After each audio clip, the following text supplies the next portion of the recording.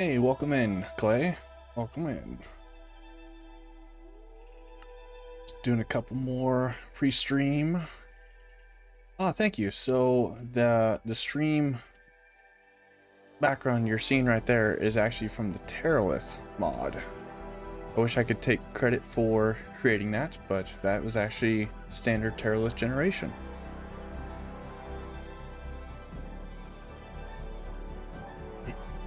Just kind of gotta remember where we're working today.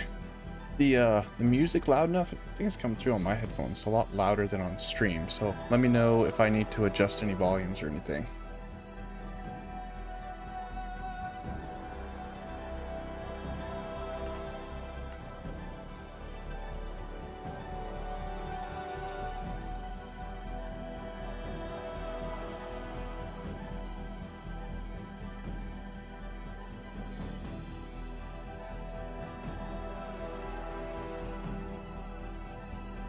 Hey, welcome in. I thought that was a stream there for a minute. Oh, hey, Death, welcome. Yeah, I just wrapped up dinner, super early since I saw, it was almost time. Let me adjust my music down just a little bit more so I can hear you. By the way, everyone, this is a Death Eater. He's or Death Dealer. It's not Death Eater. I've been watching too much Harry Potter. He's another member for Forever.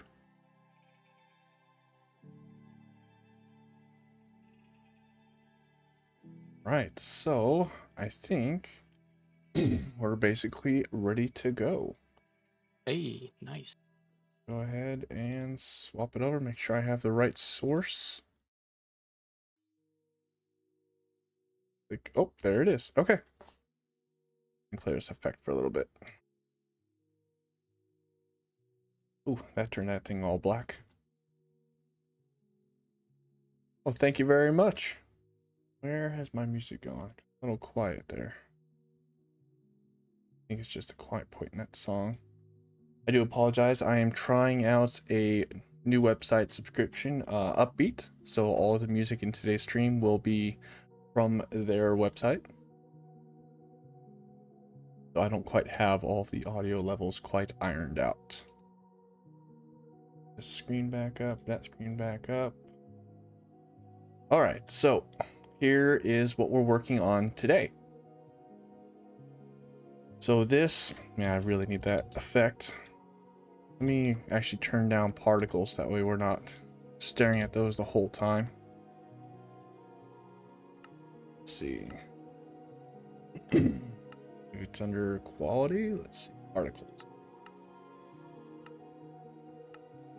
That should help us out here so I'm not constantly getting distracted by those particles. So yes, this will be the next mega project that we'll be tackling on Forever. This will be to cover up an ocean monument farm. And this will actually be a collab build between Alex, plays MC, and myself. So I'm working on the terrain and he is currently designing the castle structure that'll go right up on top. Hey, welcome in, Nick. So many wonderful people joining me for today's stream. So really what I want to work on today is just to refine the shape. I think we're falling to our death. We're pretty good on the front, but I want to expand this around to the back here, and then we'll just be hanging out. I told all of the Forever members to swing by, jump in, and we'll just talk and hang out. So that's why Death Dealer's here with me now. Yeah. So is this for the ocean thingy you and Alex are working on? Yep. So this will actually go on top of the Ocean Monument Farm that is now currently on the server. So to kind of get an idea of how this is going to be laid out, the grass level I'm going to be having be set to the water line, so Y level 62. So all of this will be above it, which is actually really nice because we will have the AFK spot either right inside the castle or maybe somewhere inside of this build. So I just really hate floating AFK spots. Mm-hmm.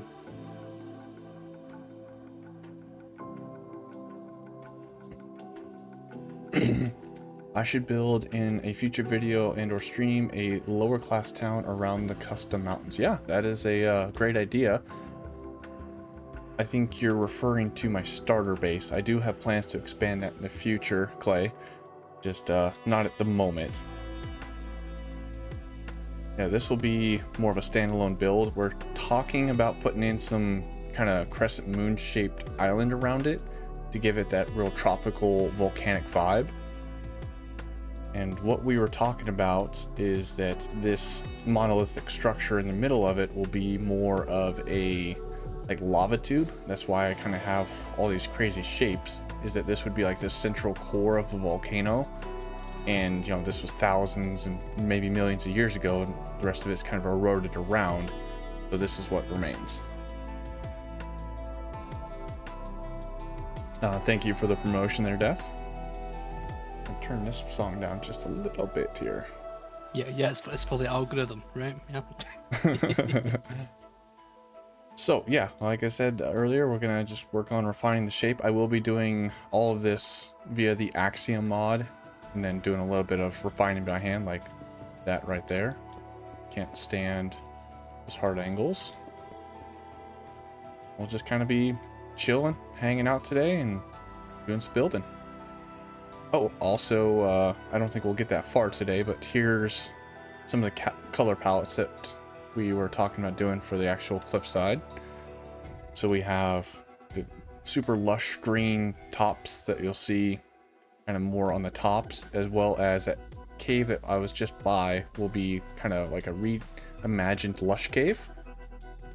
So we'll have that in there, and then most of the stonework will actually be this, even though I did just mention that it will be a former volcano. You know, I really don't feel like building this entire thing out of deep slate, so most of this build will be in the gray tones, but then obviously we'll have some shadows and inset areas that will be more dark. And then the lower area down here will be more of a sandy beach, so we'll have a transition from wet sand up to dry. And then I'd like to try to find a way to mix in some bamboo as well, however possible. Do I also stream on Twitch? To answer your question, I have a Twitch channel, and I think I did like a 30-minute stream once. It's just not something that I do constantly, so maybe every once in a while I'll feel a little feisty and do a stream on Twitch. It's just right now I'm really focusing on YouTube. You can just kind of clean up some of this here. Like I said, we'll be using the Axiom mod, which I am now a full believer in. Got to play around with it, and basically how I went about the design of this, as we saw from the backside here, is I actually just used world edit, and I built up this huge stone cylinder, and then from there I just used the Axiom to start building out and chipping away from it. It's funny too, because if you're in here, one of the tools is really called like a sculpt draw, so I feel like I'm an actual like sculptor working on a piece of marble or something with this build. So it's really more of an art form, I feel, than world edit. Yeah, Japanese house would be pretty cool up on there. I think we're going for a fantasy design with both this, but as well as the castle on top. I don't think it'll be constricted to a Japanese style, or at least a traditional Japanese style. I think it'll just be a blend of medieval mixed with fantasy, I think is what Alex is going for, and I have complete trust and confidence in his ability to design that. So I'm just gave him a little schematic of the top area so he knows what the bounding box is to work on. And I think when we laid it out last night, from what he has planning, it should fit in here really nicely. So kind of where I think we'll start is I'll just go ahead and jump into this window of Axiom. We'll skip that, and I'm just going to smooth out what we have going on up here. Like I said, I love Axiom. This is an amazing tool. Something like World Edit just can't quite keep up with. Although I did hear that World Edit did finally release an update. Yeah, there definitely will be a castle up on top. So also welcome. Oop, but I'm still getting used to the controls. That's kind of, to be honest, Axiom is more of like an AutoCAD thing than it is like an in-game editing tool.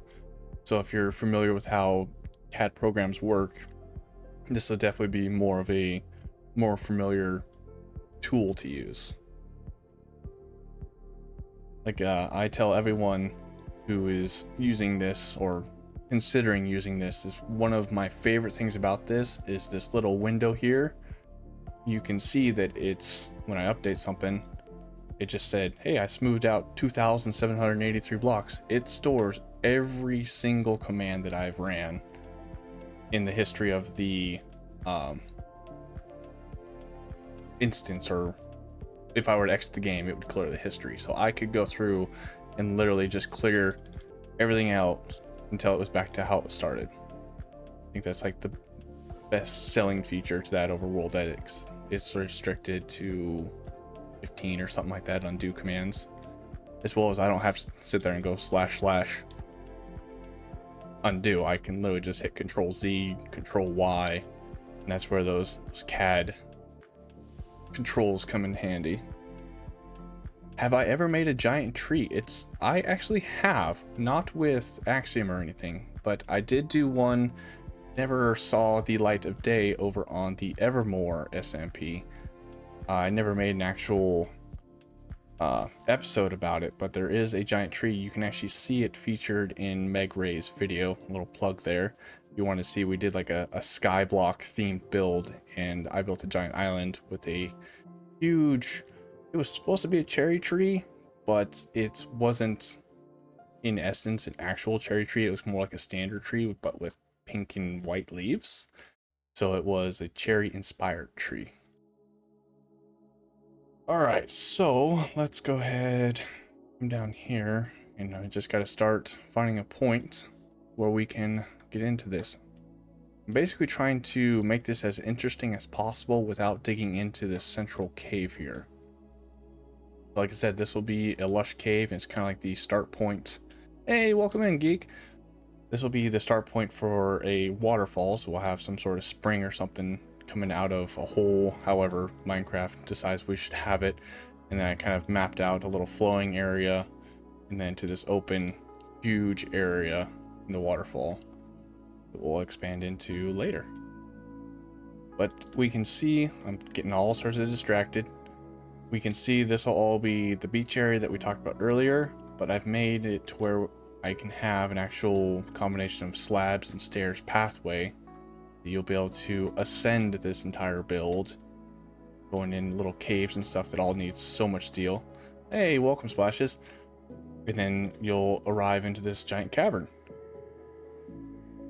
The geek guy's pretty cool. Agreed. He's a moderator on my Discord, so make sure to give him some love there.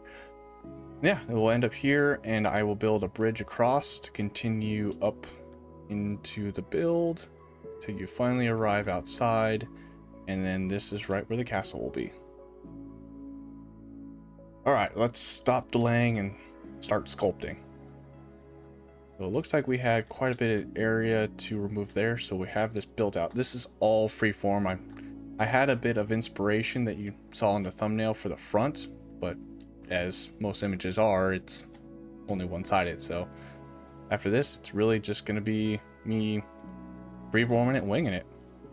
That's why I wanted to stream it all. Then you guys can put in your input and see what we can make together. So I think I'm going to use this sculpt tool, going to invert, and I guess let's just start digging out a little bit of this area. We're clicking and dragging. Do you want to know what this reminds me of right now? What's that? Here in Scotland, there's a castle, right? Mm-hmm. And it's sitting on top of an extinct volcano. Which castle is that? It's Edinburgh Castle, so it's the Oh, capital. yeah, I've been Yeah, you there. probably know it's quite famous. Yeah. Yep. It's got that kind of look to it. I loved Edinburgh Castle. Yeah, I've never been there. Well, I've been outside it, but I haven't been in it. It's nice. To answer your question, this is the Axiom mod. I think a combination of that castle as well as Stirling castles were the favorite ones that I'd visited. Hmm. See, that's something I could never attempt in the game. The big Making a castle. castle. Yeah, that's not me. There's so many castles out there that it is really hard to compete and try to find something that's interesting.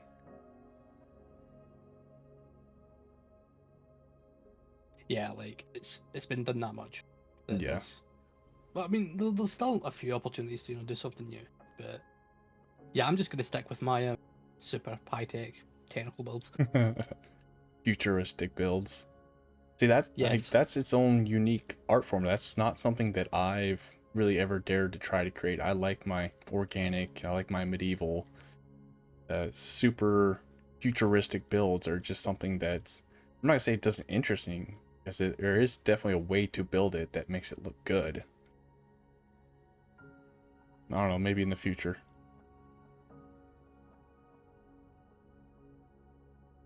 So I'm actually thinking about, let's swap this out, start pulling some of this terrain out. So we'll use the weld tool here.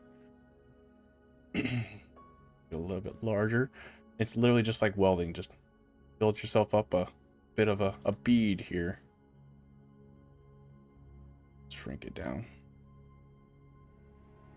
Just kind of nothing really scientific about this. Start plopping down some spots. Yes, this will be episode 2. Hopefully, if everything goes according to plan. Quite the mega structure I've laid out for myself here.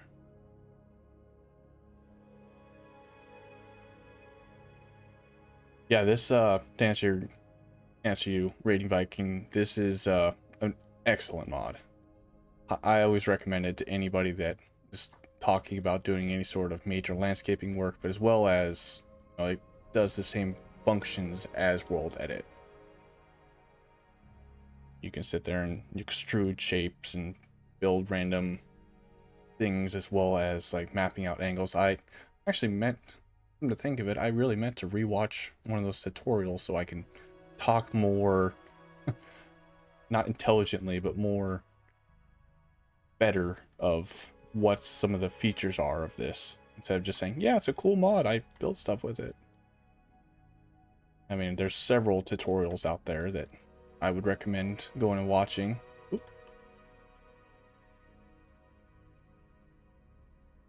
Now, come to think of it, this thing almost looks like a giant tree stump. Kind of similar to the Devil's Tower in Wyoming. It's like, kind of looks like one of those super ancient giant trees. This almost could pass for that. Never really thought about that. I'm literally sculpting, yes.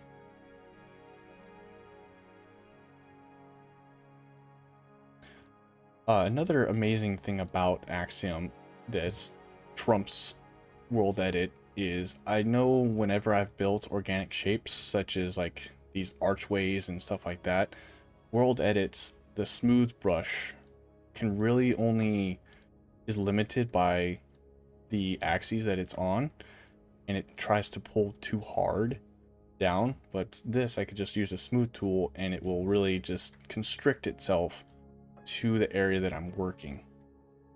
It makes it a lot easier to make natural arches and caverns and stuff like that.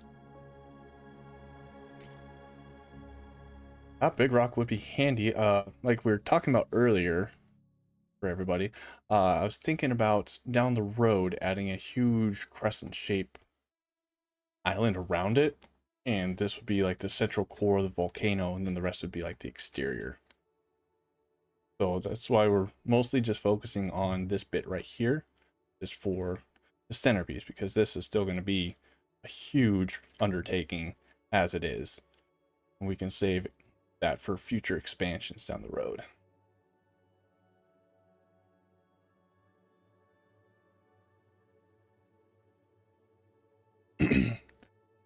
Yeah, to answer your question or comments, as far as cracks, that's another amazing bit about this tool here.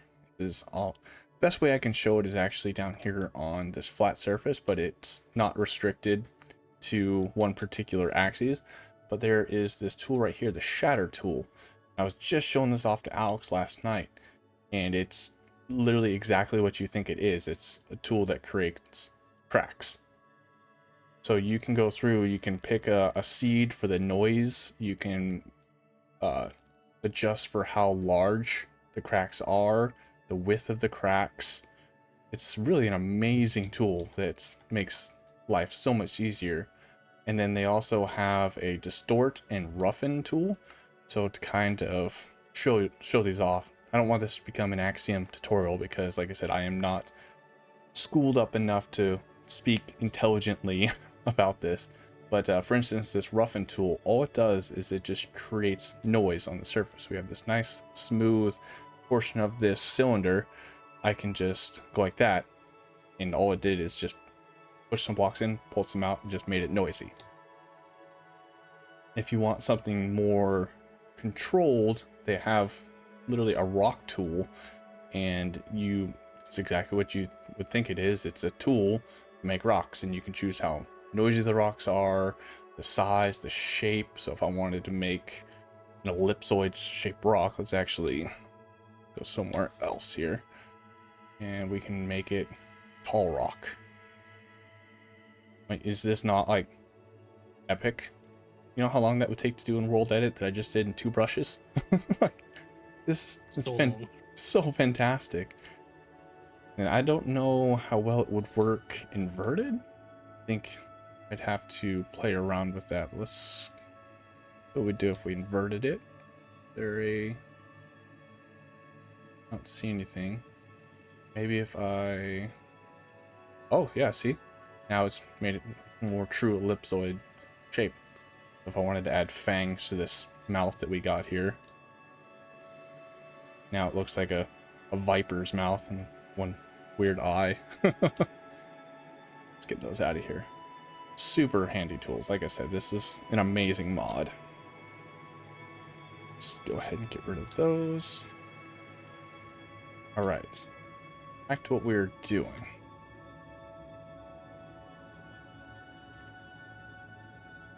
Alright, so what's the direction we're going for here? How much room do we have to fill into this?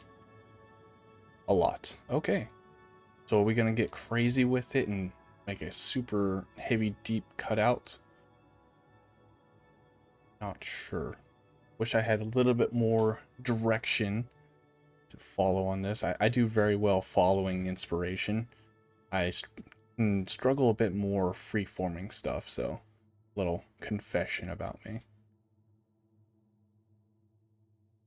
I've been that way ever since I was a kid. I always did better. Like, I used to love drawing cars. I used to always find pictures in, hot rod magazines and four-wheel drive magazines, and I'd use that, and I'm not gonna say like I traced it, but I used it as a template to make my own drawings. I think that just kind of carried over. I didn't really develop that free-forming ability.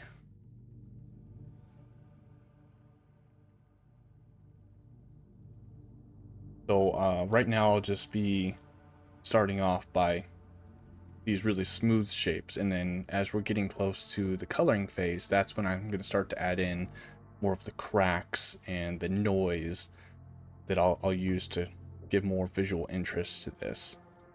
So that's why I'm just doing everything with a smooth brush right now. I'm just trying to get the general idea. Shapes.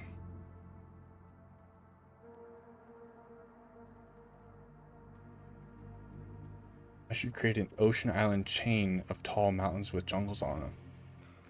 That's a great idea, because where this is going to be placed is actually a very tropical, warm ocean environment. We happened to find the ocean monument that was in a It says deep lukewarm ocean, but it's really, really shallow. Like, I think it took us maybe an hour and a half, 2 hours to put up all of the sand and start draining the monument. It was so quick because of how shallow it was. It was surrounded by all sorts of higher elevation around. So yeah, I don't see why we can't add that in the future. It'd be kind of cool to tie it all in, and then, you know, other members could build their own structures off of this if they wanted. Is that a challenge? You know what? Are you willing to accept it? Oh, you know I am.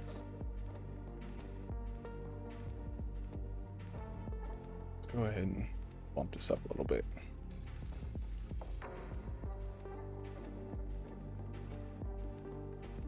I like the idea of it really protruding more from the back. After all, it's just blocks. What's a few more to place? Yeah. Just another couple shulkers. This is a fabric mod. Correct me if I'm wrong, Death, but I do believe it does not work on Forge. I think it breaks on Forge. As far as I'm aware, that is correct, yes. I've never liked Forge. Welcome in, Alex. Hey, third voice in here to make it more confusing. There we go. Hello. I may have been in chat. Just kind of hiding in the background there. Yeah, no big deal. So for those that don't know, this is Alex Plays MC, but we just call him Alex, just Alex. It's fine. Yeah, just Alex is fine. So be sure to go and check him out because he also has a YouTube channel. So there's more shameless plugging for all of the other members.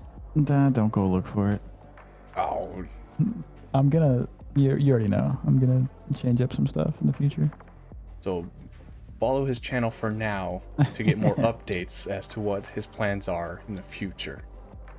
Yeah, we'll see what happens. Any tips for making trees from my last video? Well, kind of, I guess we can get a little bit on a distraction point here. We're all here to have fun, brainstorm. How I built those trees, it's actually a really, I'm not gonna say simple method, but all you want to start with, wow, this is really zooming around here. Start off with your trunk, very important, trees have trunks. And then once I reached a certain point, you know, if you want to add a little bit of variation in the shape, put that in there. Why am I moving around so slowly or fast? Let's see, is that left alt? Slow that down a little bit. Let's see if that helps. Oh, much better. I don't feel like I'm gonna give myself nausea from moving around. Yeah, so you start off with your trunk, and then I kind of visualized how trees naturally grow. And you typically have your main trunk, and it's obviously dependent upon the species of trees, but then I would get that main trunk in there, and then I'm just using whatever blocks I can pull. I start off with the walls, and then from the walls, trees will typically grow up to try to follow the sunlight, you know, photosynthesis and stuff, science. So just kind of want to build your tree in a natural forming way for how you would expect to see them grow in nature. And I use the walls as like a smoother transition, and you know, the further up they get, the more they're going to spread out. So I just start by building out the skeleton portion of the tree. Oh, see, that's something you got to be careful of there. You can either use a fence gate, connect that if you wanted to go more horizontal like that, but I would recommend going on top of a wall first before you spread it. Just that way you kind of get more of that connection that really sells that it's a tree. So like right here, as much as I'd love to build one there, I'm going to instead go like that. So once you get the different limbs and stuff, this is the point where World Edit actually really came in handy, because all I did is I just created a brush. I just went brush sphere, and then let's just say we're gonna make it all the same for now. We'll just say acacia leaves. But this is the fun part. Hey, welcome in, Meg. is that you can put in a filter on there and say, let's just do 60% acacia leaves. Then you can add in a comma, 40% air. So now you have your brush, and then you can just go like that, and you just start adding in little blobs of leaves. And this is obviously a very down and cruel method. Oh, I forgot a very important step. You need to put in this little thing right here. You need to put a persistent true bracket in there. Otherwise all your leaves are going to go away. And then once you did that, so this is a little behind the scenes just for the stream only guys, but there's only 3 tree designs in that entire build. And what I did is I took those 3 trees that were all green leaves, combination of acacia, azalea, and I think birch leaves. I went ahead and then highlighted each tree individually, and then I just put a filter to replace acacia leaves with 80% orange stained glass, 20% magma blocks or something like that. And I did that in 3 different color tones, red, orange, and yellow, to those 3 trees. So now I have 12 trees from 3 designs.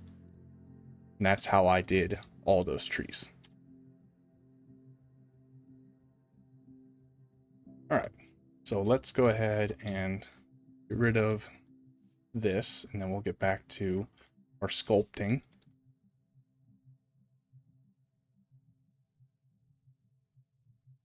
All right, back to business. Got our blobs and shapes right now. Let's just take a little bit of time and smooth them out. Oop, I think that was too big of a brush.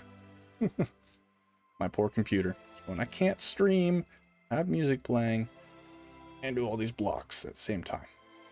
It's probably still too big. Is Meg on this server? So Meg, she owns her own server, actually multiple servers, more plugs for her. So the server that I play on with her is the Evermore, which I feel really bad because I really want to get back onto there. I'm just currently struggling with the design that I've been planning for like 3 years in that castle. But then she also has a Patreon server, so there's a little plug for that for her channel if you actually want to play with her yourself.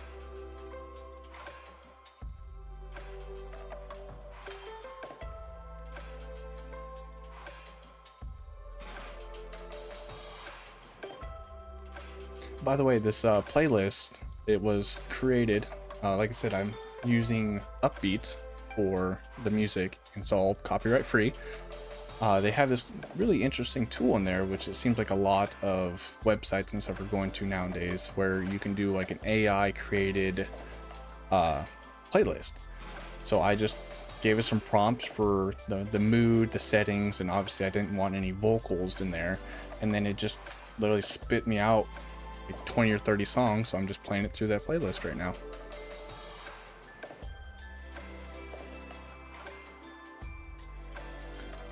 To answer your question, Splashes, this will be for the Forever server.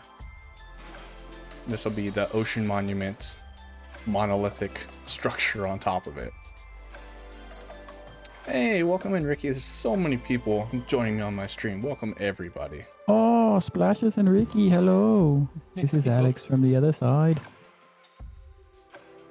Alright, what kind of shapes do we think here? You know what would actually be kind of cool is if we did add some random, kind of like what I've done. I toned them down a bit, but I have these kind of like points poking out of the top. I think it might be kind of cool to add a few of those, not quite like a stalactite or stalagmite, but I think pulling in some shapes would be kind of unique.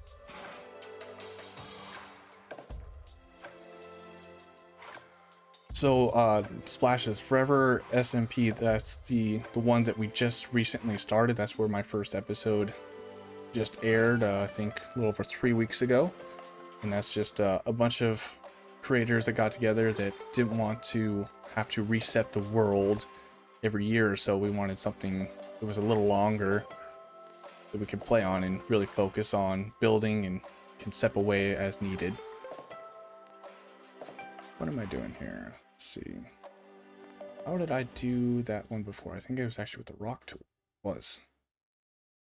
Yeah, I agree with you, Nick, is that AI, it can become far too easy to use it. I know I was on a kick there for a while of using AI to create images that I later used for inspiration. You know, I didn't copy those images exactly, but it is, I think it's a tool to help brainstorm, but it shouldn't take over and become your main source.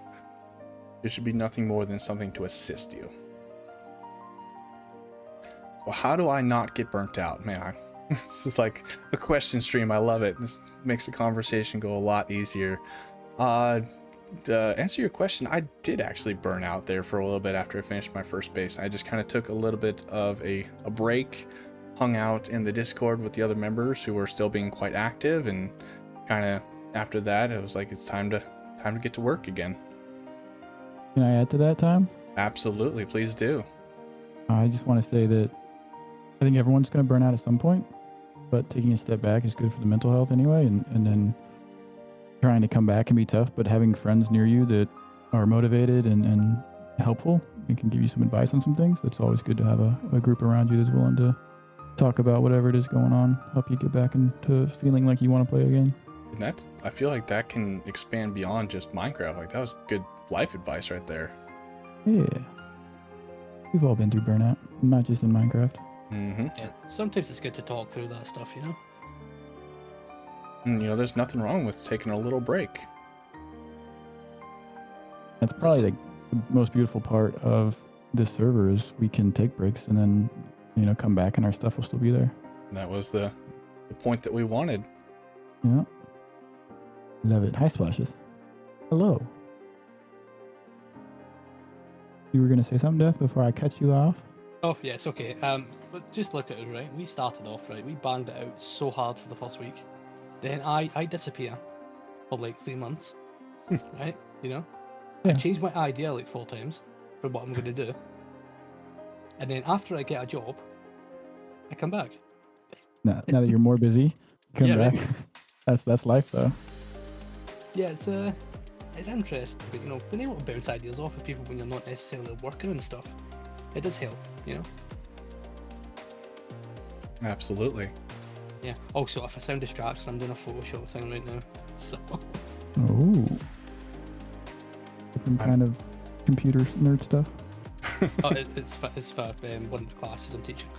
Oh, fun. Good. Yeah, right. You're working on the weekend is what you're telling me?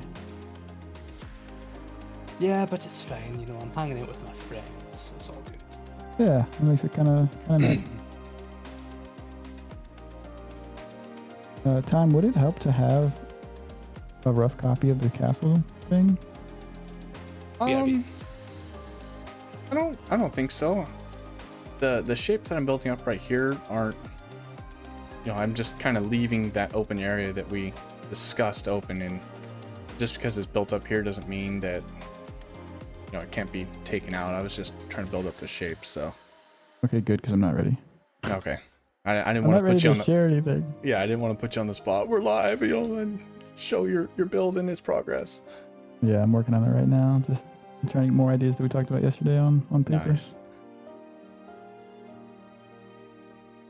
That's another kind of thing that we do on Forever is the reason why you don't see a lot of actual in-game interactions between us. I know there was a few comments on my latest episode that were like, you know, SMP content, you're supposed to have more player versus player interactions, and I don't think that that's really what you had. You know, like I told them in the comments, which this is a subject that I definitely want to get into later as far as comments and YouTube and all that, but kind of touching into a little bit about how we run things is we have our own little private Discord and we hang out in there, and that's where we just talk and have our moments to bounce ideas off with each other. So it's not a typical SMP. We're doing things a little differently, and I think that's what will make us, I'm not gonna say better or anything like that. Like, by no means, I'm not saying that we're better than Hermitcraft or the larger SMPs out there. It's just that we want to do things our way, and I don't think that we should be criticized for how we do it, because there's no written rule book saying that this is how SMP content needs to be formatted. And there will be interaction times in the future. Like your next episode, me and you are going to make a guardian farm together. Absolutely. And that's what this mountain you're building is going to cover, is the guardian farm. I don't know if I'm spoiling too much here, but Nope, I already kind of covered a little bit. So okay. it's funny that we're building up this huge mountain, but literally the grass level is intended to be the water line. So technically the ocean monument farm is going to be down here out of the world. So all of this is literally just a cosmetic build. Completely hidden.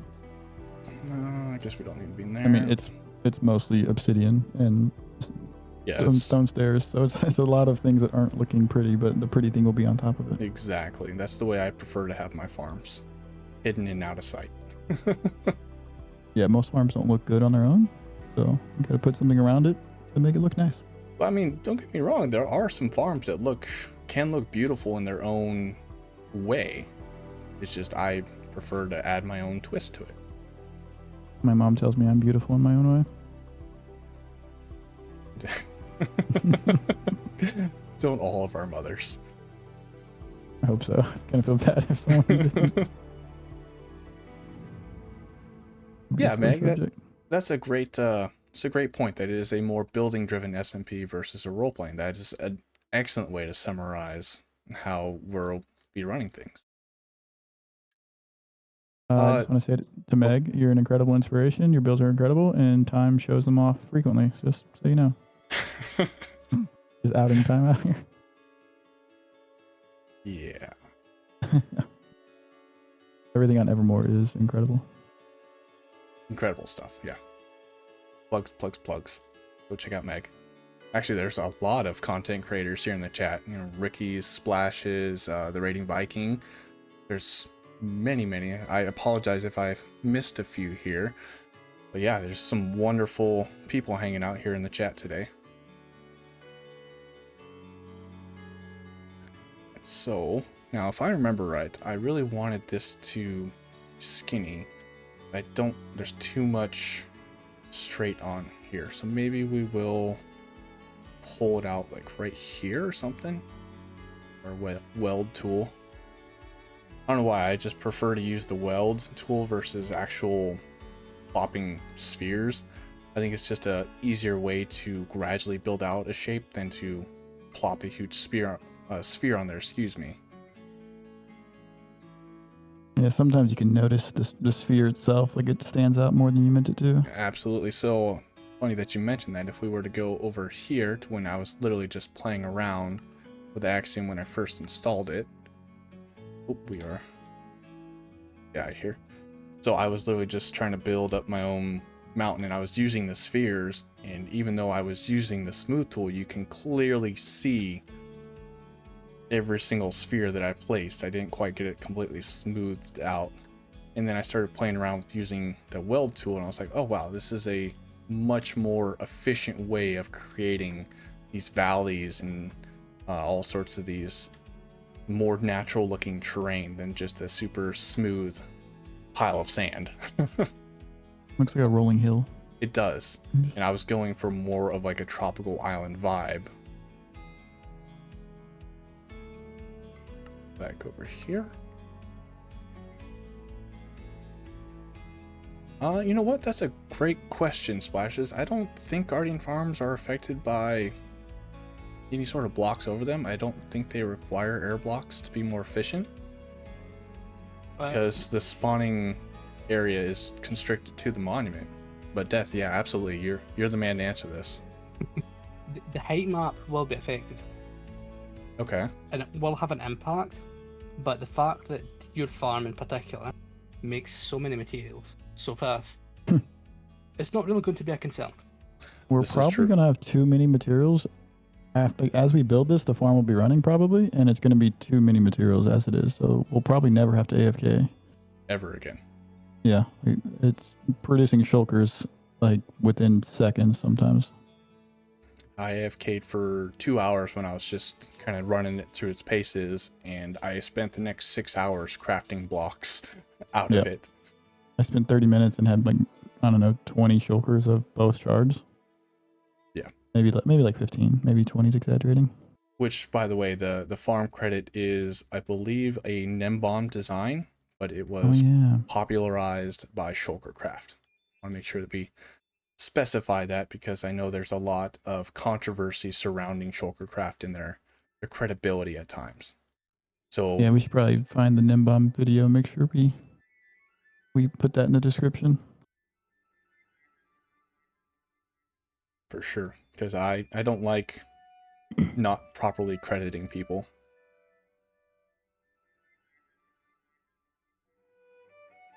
Right, I feel like we need, so on the front side here, oh, that's not the right button.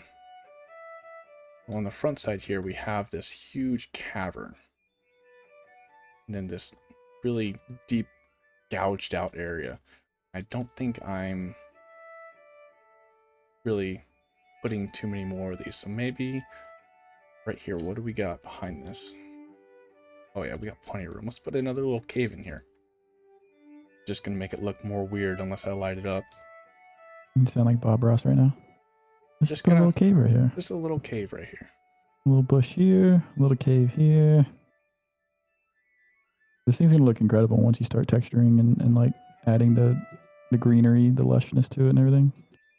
It's gonna be quite the project. I think the hardest part about this build is that it's gonna be in survival. So we'll have to find ways to light this Oh up. yeah. Yeah. I'm gonna have to get creative. You know what? Actually, I'm feeling a little spicy here. Let's go ahead and make it actually cut through. all the way through? Yeah. That'd be sick to like fly through it.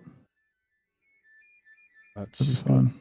ahead and take a good spot to break that through, like right here.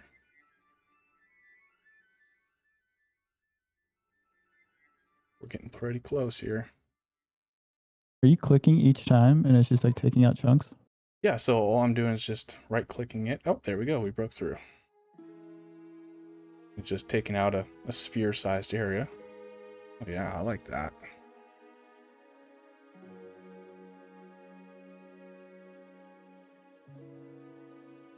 This is such a cool tool. Definitely like this big bit here, so I don't want to... Let's see if we can kind of like enhance it. Let's sculpt out a little bit more through here, which will make this more pronounced, and this more pronounced. Oh, wrong button again. So right shift is what opens up this window, but then the mini map is the backslash button for my mini map. So a lot of times it's just one little keyboard button away. I apologize if I start spamming the wrong button. And click and drag now instead of flopping. It's the Guardian Farm. Can't read that part of the comment. There's a heart in the way. Sorry, Splashes. Guardian Farm plan, the one with all the portals every few blocks. Yes. Yep, that is the one. Where you kind of have like stone stairs and then all the portals. Yeah, it's every 2 open blocks there's another portal. It spans the whole width. A lot of portals, a lot of stairs. There's a lot. Oh man, that was the most difficult part. We were joking like, oh yeah, this is so easy to start flooding all these waterlogged stairs on the first row, and then we didn't realize that Minecraft mechanics are going to follow gravity more than logic. Yeah. So on the second Yeah, row, we just realized why they said it took as long as it did to make the farm. You basically have to put a backer block to make the water source waters to flow so you can leapfrog your water sources. Yep, we found a bit of a technique that worked, and that's what we ended up using. I think Probably a little faster. I'll probably touching on it, expand on it more in my video.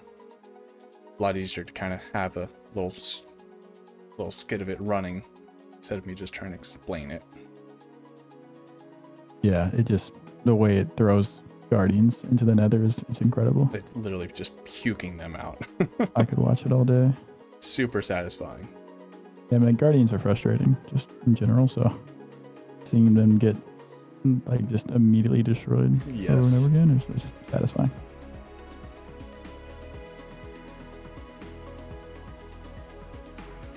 I'm definitely liking this shape a lot more. You know what it's actually starting to remind me of are those organic shapes that you would actually buy to put inside a fish tank. It's starting yeah. it's starting to actually look like something, you know? It's like a cliff prop that you would put in a Exactly. And then there'll be a castle on top. little tropical fish, a little goldfish maybe. Which this will be semi part of an actual coral reef there in the front, so it'll be Oh, right yeah. on theme. Yeah, I forgot we're like sitting right next to a coral reef. That was one of the reasons why we chose that location. It was super shallow, and then it was also in a more of a warm biome as compared to the cold, deep ocean. Yeah, because we're super smart. We're something. We're just the smartest. Yeah, the waterlogged stairs basically allows the guardian to spawn, and the second they spawn, they're sucked into the portal immediately. So they don't move at all. Because you have a waterlogged stair, but then you have flowing water next to it. So they spawn in that little space, but then are immediately pushed. Yeah, it's actually like if you go into like free cam and look in between the stairs, you'll see the guardians. Like it's like insta spawn, insta through the portal. I was checking that out on my mini map. Like, you see the face, and that's gone. Yeah, it's so fast. Literally instant. I can't think of Really like satisfying. a more efficient farm than that. I just wish they dropped more than the shards, the crystals, and raw fish. I wish there was a dark prismarine shard. That would be handy. And you don't have to do the black ink and then all that. That and the rates. I think we were just talking about that last night. Is that you use 9 shards and 1 ink? Like the trade-off farm is super expensive. You need 8 stacks of shards and 1 stack of ink to get 1 stack of dark prismarine. Yeah, that's horrific. Yeah, tough rates there.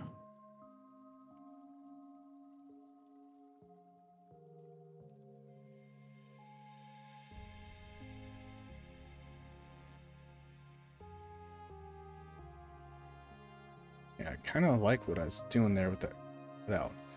Wonder if I can, like this point right here, maybe go down diagonally through there. Oh, We're going down. Sorry. Oh, copyright claim.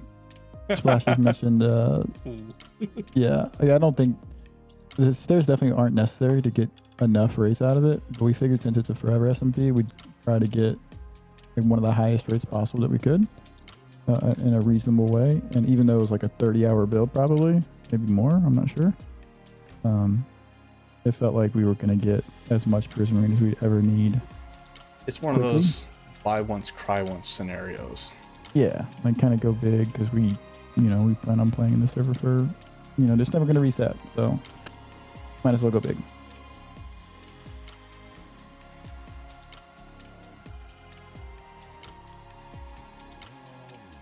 So how long did you end up AFKing for once you got it out all working? Because I saw your storage for it, and there's a lot of stuff in there. That was from all that we got while we were building it, but then I did an actual like 2-hour limit test on it. Mm-hmm.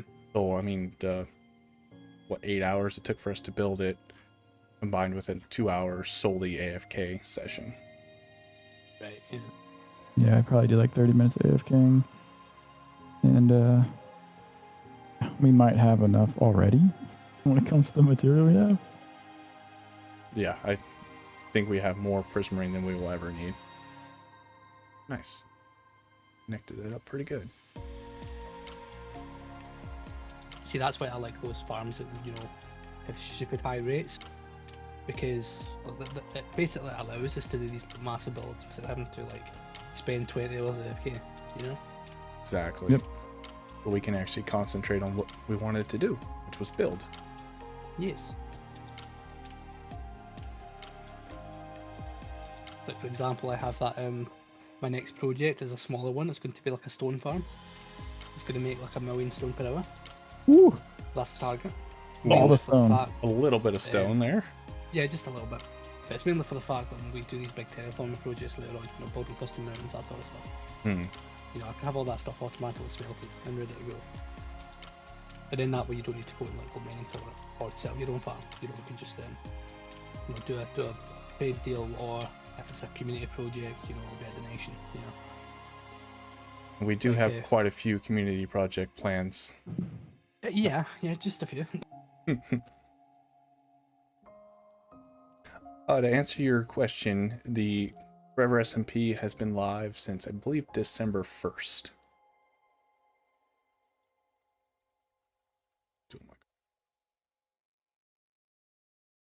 Feel like it was it later than that? It's close to that. I think we officially launched it in like end of November. It was right around my birthday time. The first pinned post I see is the server IP on 1 December. Yeah, right around that time frame. Yep. Love it. Well, actually, there's a pinned post on the 30th, but yeah. But we had been talking about starting it previously, so I had already started planning out my base and stuff for then. Don't know if I like this right here. Let's go ahead and shrink that down a little bit. It's a little bit like a weird shape.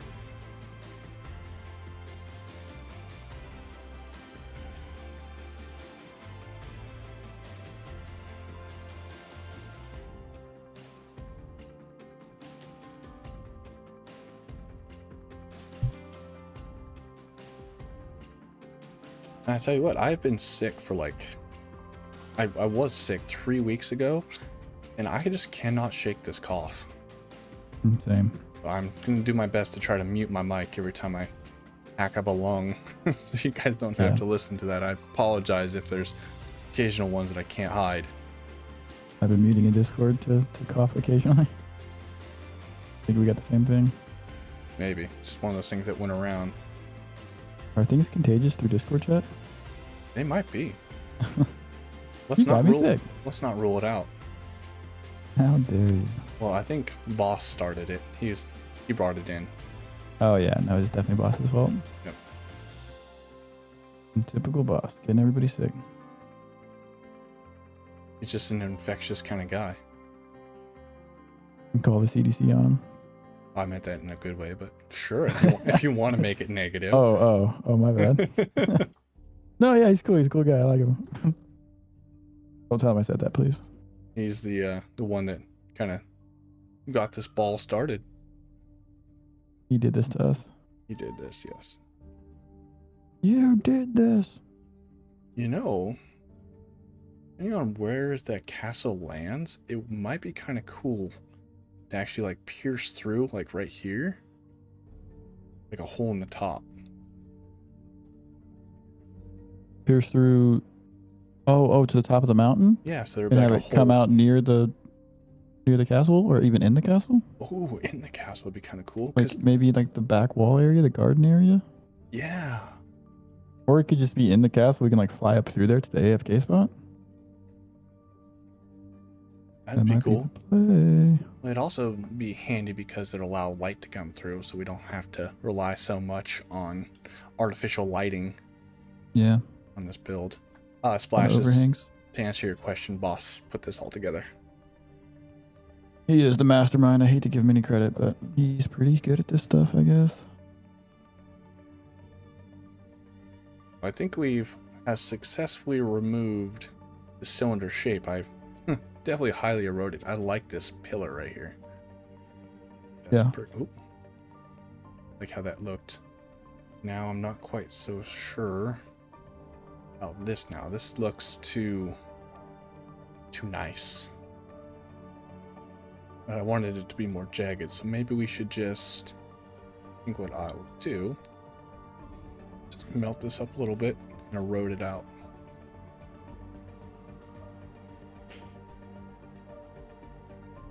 But we can't compliment Boss too much. Don't want him getting full of himself. Yeah, he's already got a really big head. A massive head. Unbelievable gargantuan. I don't mean it. So we got the waterfall right in here to answer your comments, Clay. We got me flying here. Got our little spring, which maybe we could find a way to integrate Bring it that at the very into the top. castle. That'd be cool. Some sort of magical fountain or something that then feeds down into the rock, into the spring. So Yeah, I it like goes that. all the way through. It'd be cool if you had to like fly past the waterfall to get through the opening into the top of the castle or something. Like a water curtain. Yeah. Oh, that. Yeah. Like go through the water, like literally. Bat cave. I'm deleting the top of the mountain that you sent me yesterday. Okay. It looks a little bit different from how Yeah, I that's sent exactly why I'm deleting it. it. The castle's looking a little different too, so I Nice.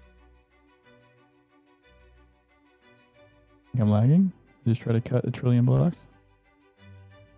Yeah, when I was initially building up this stone cylinder, I think I did it in 20 block tall increments. I didn't want to melt my computer telling it to build a stone cylinder that was 50 blocks radius by like 150 tall.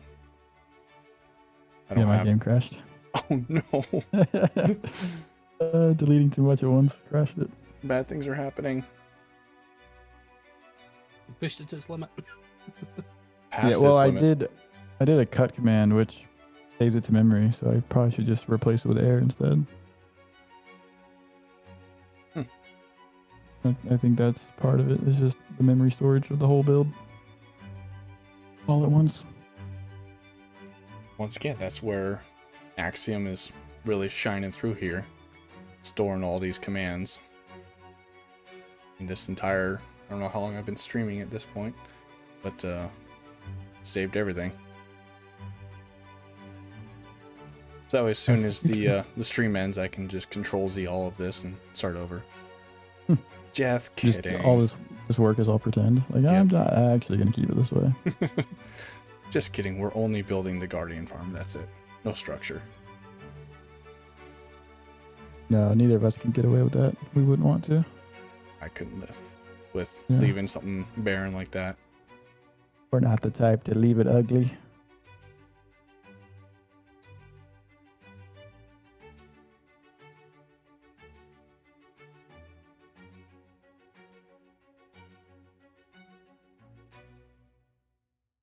Yeah, absolutely, Splash. This 100% is turning into something that you could buy at your local pet store to put inside your tank. You're actually just modeling for future pet store supplies? Oh snap! Upload it onto Sketchfab or something. So it actually did delete everything. Okay. I had to restart my game, but it's all gone. Well, that works. Yeah. A roundabout way of getting what I needed. You got there in the end. This needs something more to it. I think what I'll do is I'll add rocks and stuff to it just to make it look less smooth. I like the look of it. Like, if we were going to take a little bit of like a realistic look at this thing, could this be supporting itself in real life? So if we look at it, I have all the weights. I don't think I have any hard. This one might be a bit of a stretch with how much it curves around. I think that there would need to be something more below for the load of all this rock to be supported. This cave is very flat roofed. Probably need something there for this shape, but rocks are very unique. Well, Maybe. you see those like really like impossible looking rock boulders that are supported by nearly nothing in different parts of I don't know, like Arizona or wherever they are. Oh, you're talking about Crazy rock structures. yeah, in like Utah or something where they're just balancing Maybe, on. yeah. I guess nature does find a way. Yeah, you see those crazy formations that, erosion / whatever over however many years just turns it into an incredible, impossible thing. Or how like glaciers can push rocks and then just deposit them randomly. Right. Let me just pick you up and put you down over here. You're coming with me. geology and all of that. It's quite amazing. Yeah, I think that's also science, right? Science? Science and stuff. Yeah, let's go science. So I think I want to make this a little bit more like a cavern.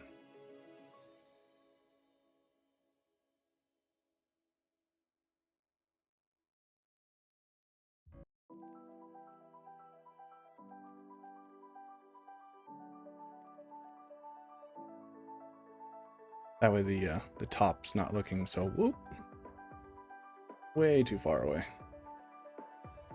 Trying to avoid making it look. That's actually kind of heart shaped right now. How about that? Oh, it's just how much love you have for me. L for love. Immediately destroys it. And cut the whole thing. All right, well, you gotta start over here. I think we can make that work well with the castle though, because like my back walls could be conformed to fit more of that bottom part of the heart or whatever. Like right now the walls are symmetrical, but we could make it whatever shape we need it to look like at the end. What I think would be kind of cool is if we could find a way, maybe actually over here in this front cavern, if you could line up one of these towers to actually get built like through. Wouldn't that be cool? Oh, like show the bottom of the tower. Like it's coming through the rock and it's still supporting it. Yeah, that'd be cool. Like the erosion's gone so far that part of the foundation is showing through the rock at this point. Exactly. Kind of give it the older, like this thing's been here for a very long time. Mm-hmm. And we are doing some of the, mossy stone and stuff, some of the eroded walls and everything on the castle design. I think we can find a way to work that in somehow. Yeah, I like that. So to answer your question, Clay, I do plan on trying to attempt to use the more realistic shading approach. I don't think I'll be quite on the level as some of the other people that have really refined it. Named Meg. Meg, we need you. Help us. That can truly create depth and dimension through just the different colors of blocks. But I do plan on the caverns and stuff using more deep slate and black stone, and then on areas where the sun would shine. I don't think I'll take it as far as a single point lighting. I think that would be, I don't think that'll add to our build, but I will add highlighted areas of rocks with different blocks to create more interest. BRB. Oops, yeah.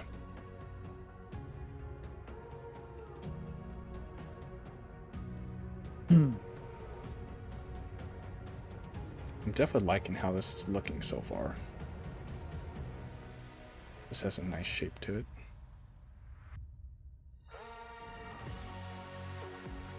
Music's actually doing pretty good too.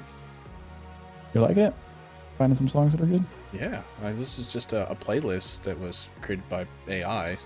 So, I mean, much as I would love to discredit AI, it did a really good job. Wow, without even I didn't even realize AI it. creating playlists, that's fine to me, because that's always kind of been a thing. It's kind of like the shuffle station. Yeah, like you just shuffle songs that are similar to the songs you've already listened to or whatever. And Exactly. now it's being tagged as AI, because I mean it's being used as AI, but there's always been something to give you a playlist. Well, it's no different than, the radio announcer having the thing on shuffle. He's not taking the time to, oh yeah, a song would be really good after this is this song. Yeah, he's just most of the time they just shuffled playlist. The shuffled hits or whatever. Yep, the same like 30 songs. Yeah, if that. Hence why I don't listen to the radio anymore. And it can be tough. A lot of the same stuff. Oh, Clay mentioned to put another rock leaning against the big one. Ooh. And I kind of like the idea, like a big boulder, maybe like propped up against the thing, and he was saying like leaves an arch for boats. So like maybe this would be a good spot to have it to build out something from here to like down here. It could be like near the entrance, like near where the stairs are. So this is kind of like where the stairs originate. Be right down here. I would. So, Well, like, maybe from, it like, right doesn't need here? to be there. Yeah, like that's kind of what I'm thinking. Right Like, here. looking at it, Down to, like, here and create, like, a little cove. I feel like in one of the Pirates of the Caribbean movies, there was something like I have like an image in my head of large stone mountainous pillars and like maybe with like an overhang of one of the Is that toppled pillars or whatever. Tartuga? Oh jeez. Now you're really trying to push my memory here. That movie series came out, what, like, Oh, I know. 20 years at this point? Like, Yeah. ugh. Oh, I'm old. Oh, oops. I don't want to invert. I want to build. All right, let's try it. I think that this point right here is actually a really good spot to try that. So let's actually make it look an actual proper arch here. Yeah, that could be really cool.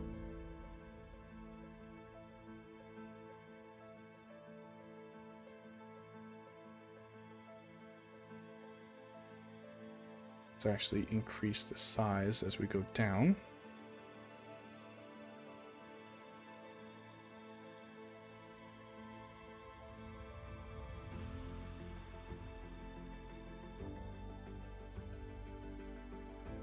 I'm going too far forward now. Going too far, Tom. That's this whole project. It just keeps getting more insane. Yeah. Whoa, we are getting wild and crazy here. A little further away here. Oh, come on. Oh, I'm definitely pushing the wrong button right now. Control is out of this ground. There we go. I think it would actually be kind of fun also if we split this up into 2 arches.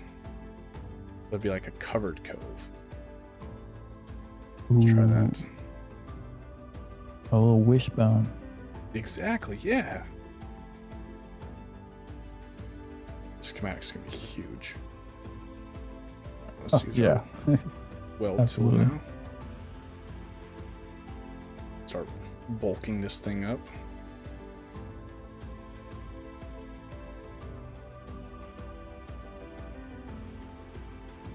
I think I guess that looks weird, but let's just run with it. Yep, that's the cool thing about this is just trial and error until it looks good. So where this is getting built, there used to be a village here.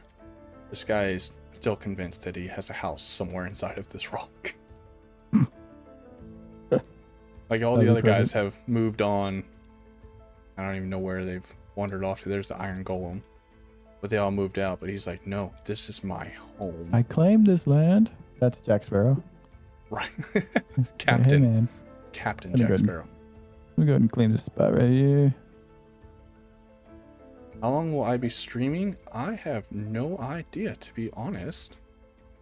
He actually has a contractual obligation to YouTube to stream for 24 hours straight. Oh boy. Imagine. Let's not do that. Let's not put that out there in the world. Those people that have done those 24-hour streams are mad people, mad beings. Yeah, I imagine they are angry at themselves and the world. Because I believe once upon a time ago, was it Smallish Beans did a 24-hour stream? That would not surprise me one bit. That just seems painful. But the dedication, though. Dedication. Got here. Now let's turn this into an actual cove.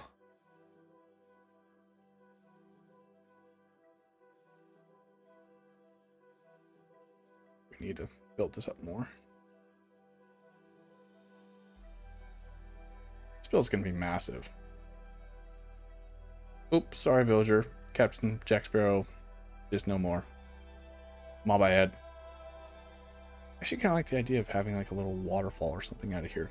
My initial plan was to just cut this out until it was at the water level, but it would be kind of cool to have like a little pond or retaining area in it.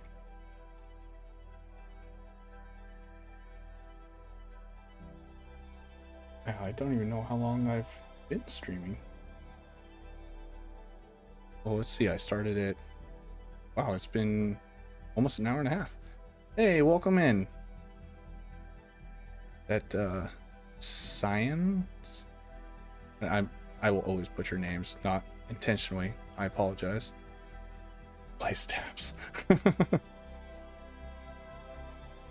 All right, so whoops. I think, you know what?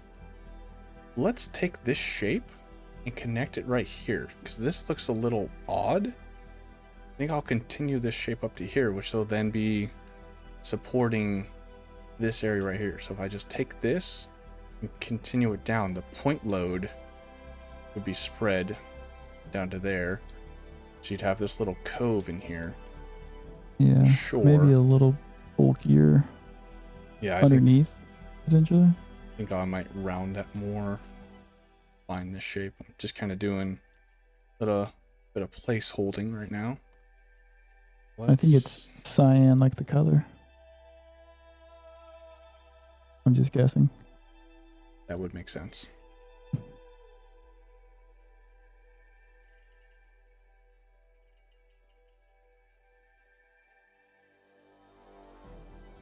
All right, see you later, Splashes. Thanks for hanging out.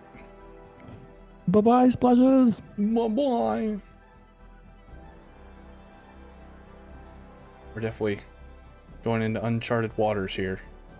Yeah, Waters. See what you did there. Haha, we're on You made a funny theme. joke. Made the funny. Oh, I like that. Oh, that's gonna be cool. That just added so much more dimension. Good call on that. Is that clay? I think that was clay. Let's see. Yes.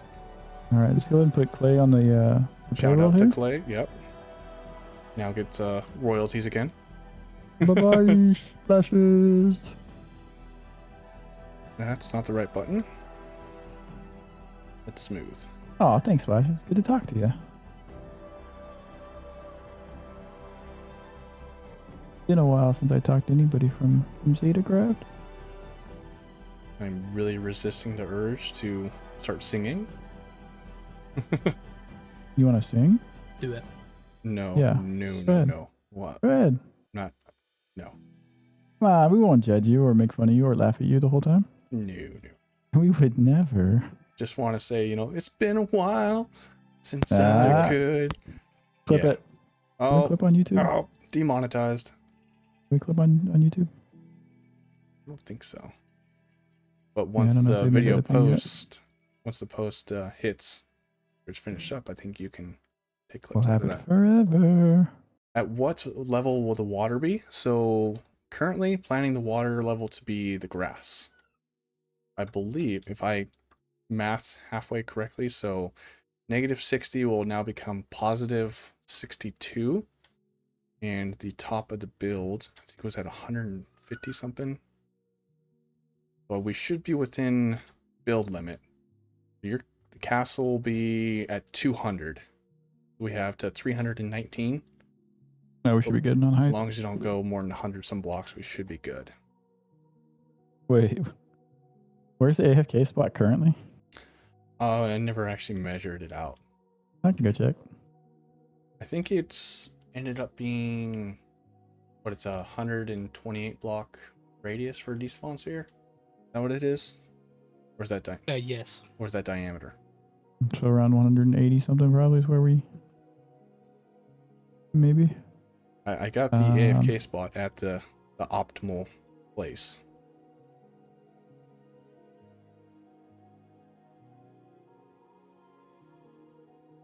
I was thinking if we lowered it one and we took our sand walls out from the portal sides, that we might get a few extra squid. Yeah, could very well be. Good luck, yeah. It's gonna take us a minute. It's gonna take and that's why I said in my video last that it's typically gonna be 3 to 5 months for a project. It's because when you're trying to plan a project of this magnitude, it's in survival. I know Shovel could definitely do this in a month, but we're trying to recreate this into survival, so there's going to be that aspect of it. Yeah, the planning and creative takes quite some time, and then also getting the materials in survival and then building it in survival. The resource grinding. A little village, like the exact opposite of the castle. I guess we could find a way to add little tiki huts or something around. Oh yeah, it could make it more like a livable island. I was thinking like a almost abandoned island where it's just been so long since anybody really lived there that it's starting to fall apart, like a broken dock and some old rundown houses, overgrown trees and whatnot. Yeah, I was definitely kind of thinking of like a ancient monolithic structure per se, like the core of a volcano that they've inhabited, have since moved on, but I don't see why we can't have it be. There's plenty of islands out there that are currently inhabited and have been inhabited for a long time. Our AFK spot is currently 162. Okay, so 162 water How level. tall is your? So from here we're -60, and then to the top, what I say it was 140.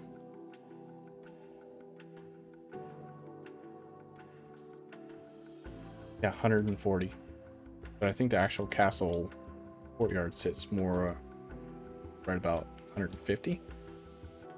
That might work out. So what's Either that, way, though. what's that math equate to? Yes. So from 62, where's the AFK spot? Ooh, yeah, Uncharted. Yeah, that's a good reference there. Ah, great reference, yeah. And Tomb Raider too.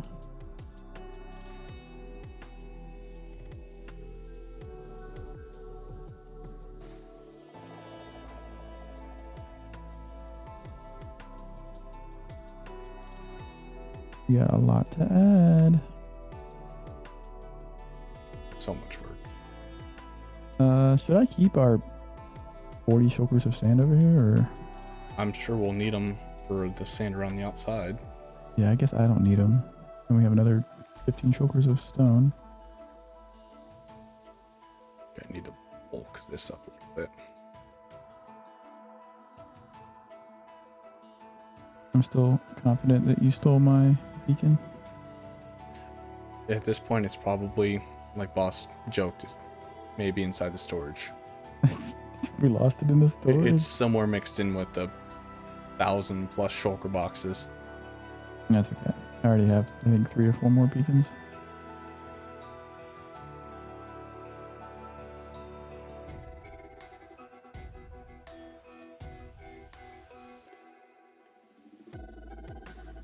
Oh, I found a fishing rod. Sick.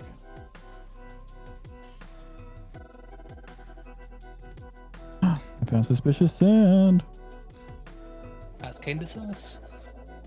Sussy sand. Did you know you can collect sussy sand? I just was about to talk about that. There's a way to collect it now. That's nuts.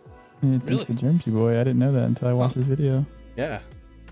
So I guess all you have to do is place 2 cobwebs below it. Let it fall into eventually those.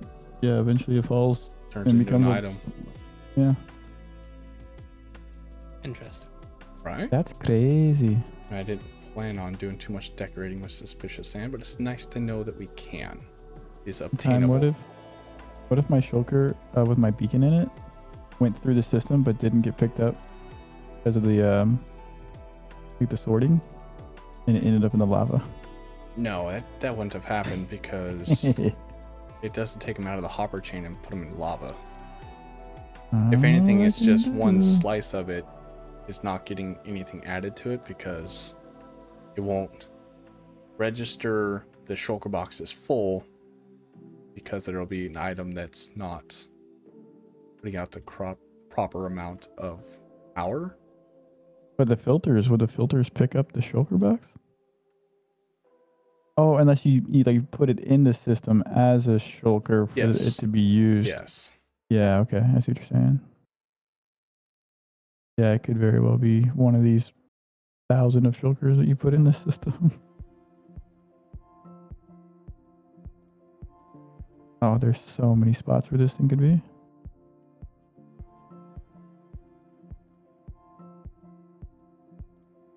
I'll find you. That's exactly what I was thinking, Clay, is that I was just looking at this area right here, thinking that we need to have some random like rocks like this, like guarding it. Kind of like the same way in Tortuga, where there's all those like crazy ship-breaking rocks. Yeah, it's like really sketchy for a ship to venture towards it because it's like treacherous waters.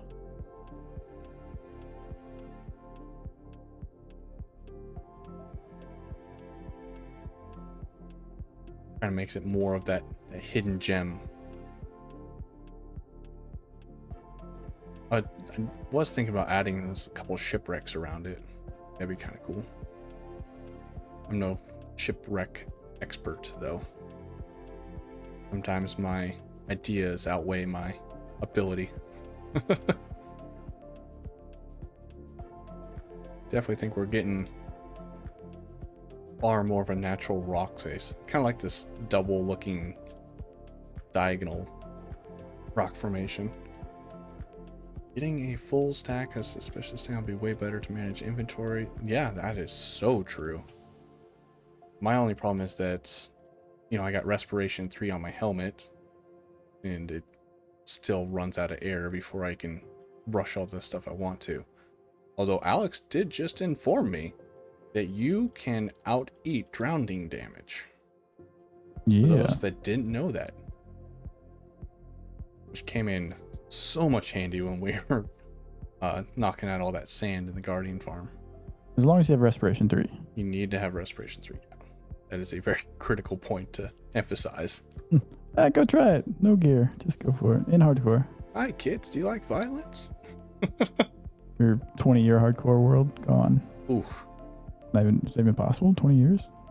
I mean, actually, we're probably starting to get close to where somebody could theoretically have one. Wild. In theory, it's perfectly possible. I mean, it'll be hard, obviously, but yeah. When did hardcore mode start? When was that That added? must have been 2011, I think. Let me look. So 11, that was what, 2010 ish? Yeah. I think. I So know then we need one 2030. I started replaying Minecraft in 2012, and that's right about the time the aquatic update came out.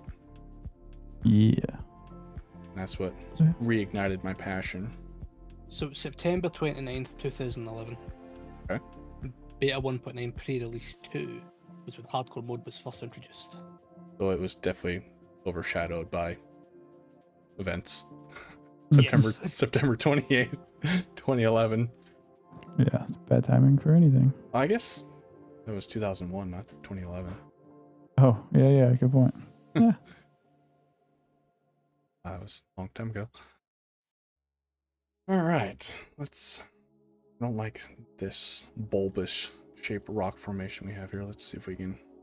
Who you calling bulbous? You know, this rock. Unless it's Bulbasaur, I don't like it.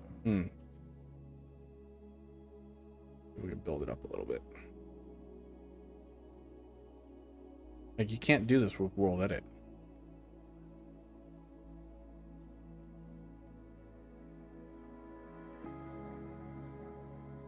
Yeah, I'm not even gonna try.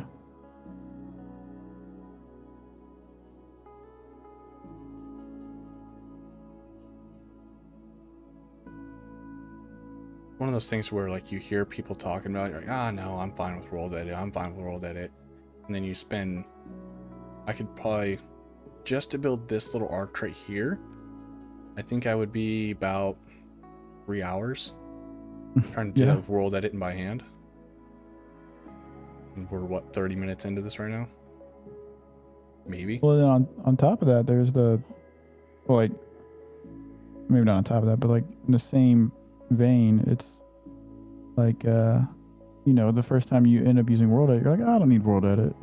And then you use World Edit, and you're like, how did I build in creative without World Edit?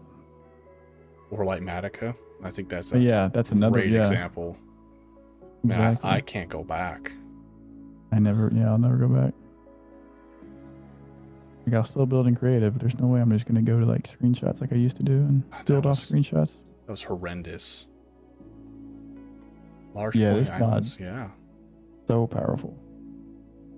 Yeah, this is a outstanding mod. I would recommend anybody who has large terraforming projects in mind or just want the ease to download this. This is slowly becoming an advert for Axiom. Are you sponsored by them? Is that what this is? I wish. Get a sponsor stream going. Sponsored by Upbeat and Axiom. Now for our commercial break. Everyone's like, all right, I'm leaving. I'll see ya. You got built-in ads into your video. Which there should be occasional ads in this. I think I did set that up on the stream. So I have premium. Have you been hit by one yet? I'll never see it. Oh. I have premium. I don't get ads. Ain't nobody got time for that. Yeah. I watch too much YouTube not to. That's something I really should consider getting premium. I also watch a lot of YouTube.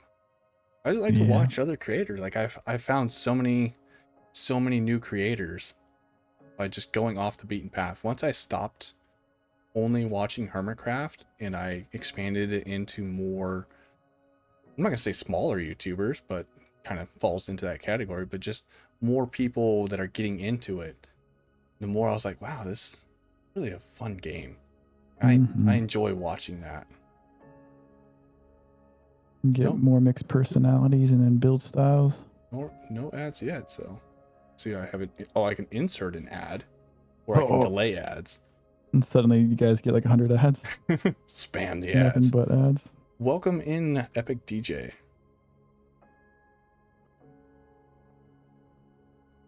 This is slowly becoming something out of like a Tim Burton film, I feel like.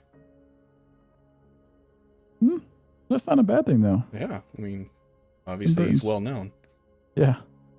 Burton's pretty talented. Now I kind of feel like we need to continue with these very elaborate arches and stuff. Maybe put another one right here. So got two, but I don't know if it's from. Sure.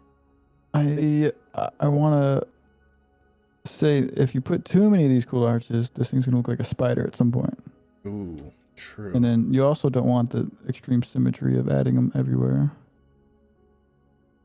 I think my car alarm's going off. Hang on. I'll be right back. Not again.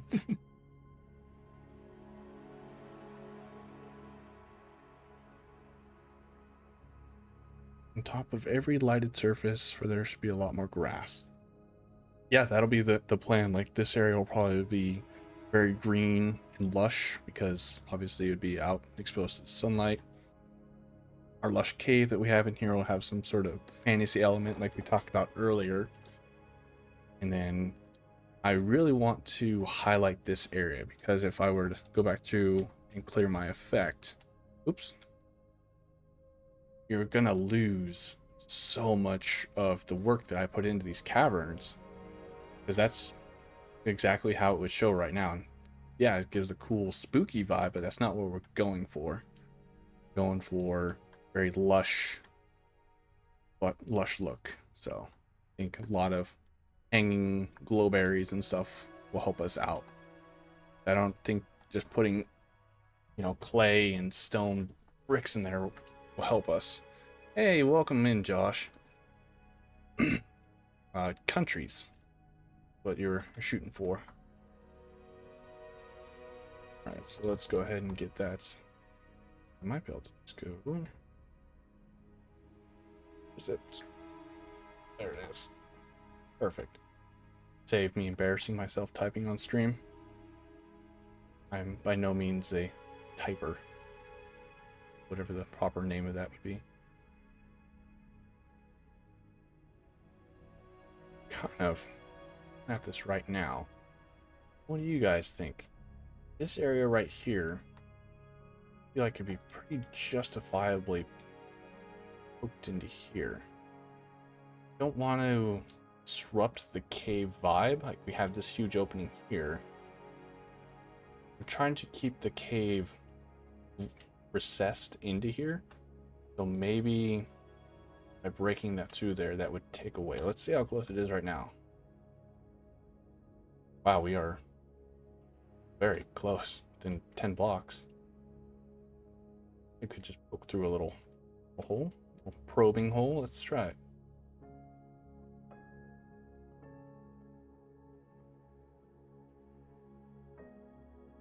Where is it? What do we think? Oh yeah, I think we could get away with that. I don't think that'll take away too much.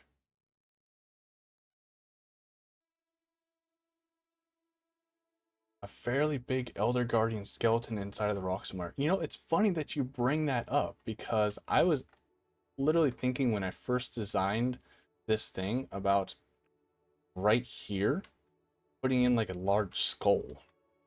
It would be hidden because of the lighting, but it would kind of be more of a piratey theme. And I do believe, don't quote me on this, but Alex and I are discussing putting like some sort of shadowy guardian or elder guardian mosaic piece in the central courtyard of the castle. So that's kind of where we're going to be tying it in. And to answer your question, Josh, this is with the Axiom mod. Am I going to hollow build this? Oh, absolutely. Yeah, there's absolutely zero doubt in my mind that this will be a hollow build. I think we're looking in the millions of stone right now. And yes, I have a lot saved up from removing the mountain, but I cannot justify in my right mind making this a solid build. That was bugging me.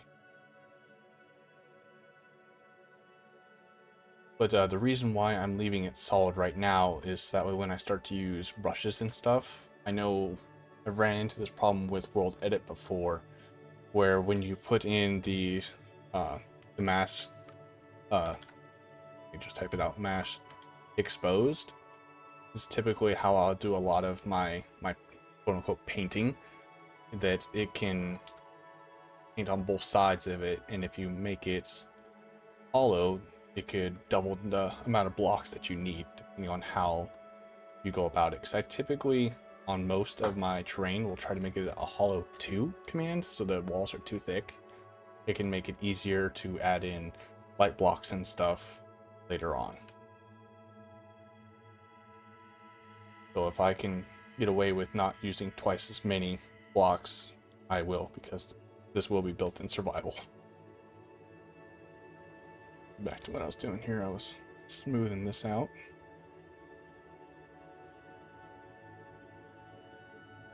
When the water touches the sand, you could put cracks in it as if it was more harder sand so it can blend with the rocks better. Yeah, kind of going back over here to our gradients that I have laid out. So my plan with the sand is to, I think I saw B-double-O was the first person I see use this effect, where you can take spruce wood and then do a gradient to sand. So you'll have, you know, your wet sand right where the tide is washed up and onto it, and then you have the areas it's in different forms of dryness. So that'll be a good transition. And then I think from there I could actually do the same trick that I did on my starter base, where I used bamboo to transition from the tans to the greens, and then obviously you got mossy cobblestone to transition greens into grays. So that'll be a future time problem.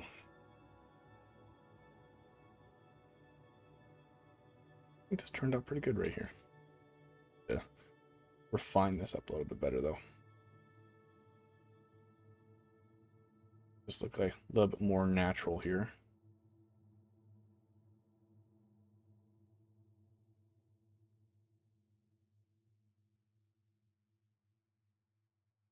Once again, I apologize. I'm not the most thorough user of Axiom yet. It's another reason why I kind of wanted to mess with it some more to become more proficient with it. So if you see any sort of wild and crazy movements, it's just me not pushing the right button. Instead of pushing Control L to swift this way, I might just do regular click.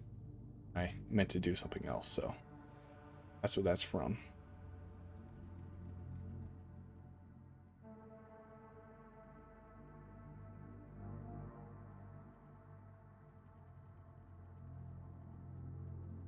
I am really liking how this is coming together.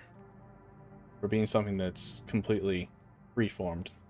For those that are just joining us, the first initial kind of front, minus this archway, was picked up from an image I found online, which is kind of what you see there in the thumbnail. And then from here, we've just been really just going with the flow,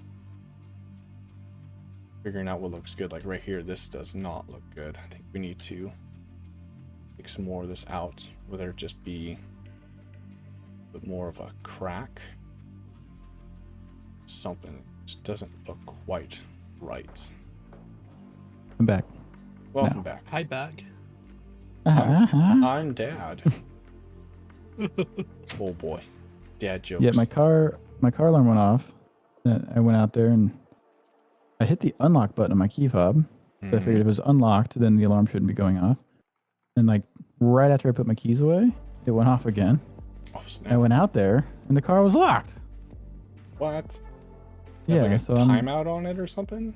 Did I'm it replacing the batteries on my key fobs. That was a good spot to start. Yeah, see if that's it, and hopefully it's not the car itself. There for a while, I thought I was like some sort of weird energy source because I always killed my key fobs. Oh. I'd put a new battery in it, but they would stop like communicating with the vehicle. So I just presumed that I have like a higher than usual amount of electricity output on my body. So, forget what the X-Man that, like, was it Palpatine? Got electricity force. Palpatine from X-Men? Yeah, from That's X-Men. it. That's the one. No, I was initially thinking of Magneto, but he doesn't use electricity. Clearly uses magnetism. I was like, who's the guy that does electricity? So Well, there's my magnetic train of fields thought. could mess stuff up. Yeah, I'm magnetic. Magnetic personality. That's your name is Magnetic, not even Magneto. Yeah. My name's superhero name Magnet. is Magnetic. They call me Polar. I'm the Etsy Magneto.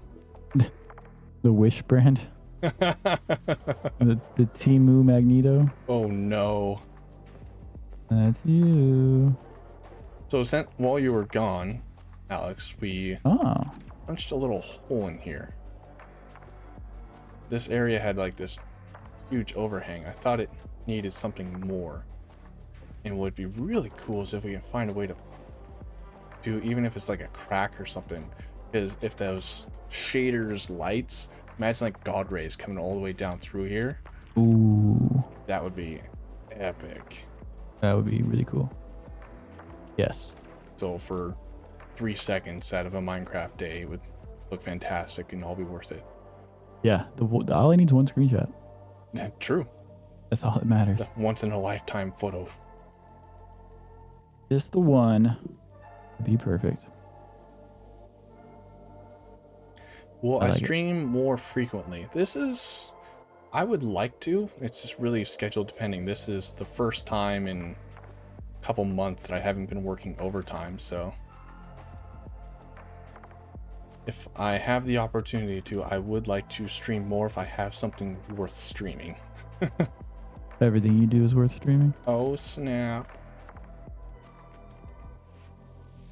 Don't Okay. like this shape right here. I have now searched through every shulker box that I could search through in the farm.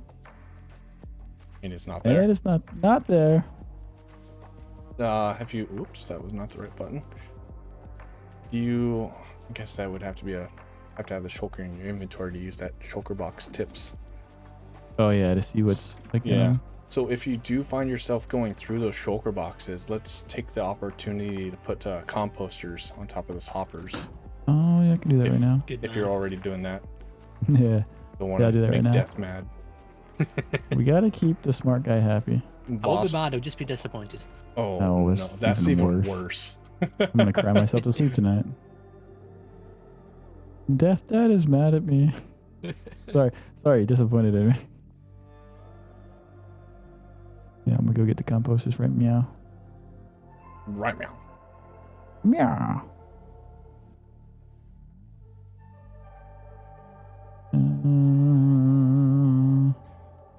But yeah, if oh, sorry, go ahead. if it is in here, it's one of those shulkers that is currently loaded and can't be opened. So you just have to break them and then. I'll just wait. Slice. I'm not too worried about it. Well, it'll stay that way. So that slice. I guess the easiest way to find out is if you look through all the bottom double chests. If there's any one of them that doesn't have several shulkers of materials, that would indicate then that shulker loader can't get enough power to register it as full to break it. Oh, so you're saying because the stuff that I have in it, it might not It break can't. properly? Although I know I've seen a few shulkers when I was do the initial testing, they would have like 16 raw cod in it, and the rest would be like shards and crystals. So maybe it still would. I know the shulker loaders that I normally build require that certain level of power input in order to fire them, the piston to break them. This is so cool. Can I just put the shulker right back in? So yeah, just place it on top of that slab there. So how I did it is I just went through and broke them all, picked them up from the double chest, and then I just flew into that little opening there and then just replaced them. And it shouldn't hurt the system. I don't think there's a way to manually fire the dispenser to output a new shulker box, so we'll need to have shulkers there to load. I think I found it. I'll tell you in a second. Oh. No, maybe not.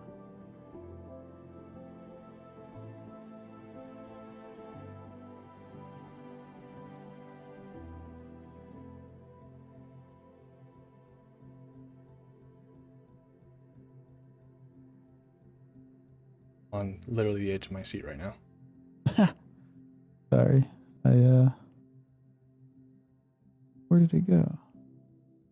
Really wish that the YouTube comments, how it displayed, wouldn't put that heart right where it is, because I can't fully read some of these comments. If you make your screen wider, you'll be able to see more. Let's see if there's a way that I can drag out. I thought I had a separate window for chat.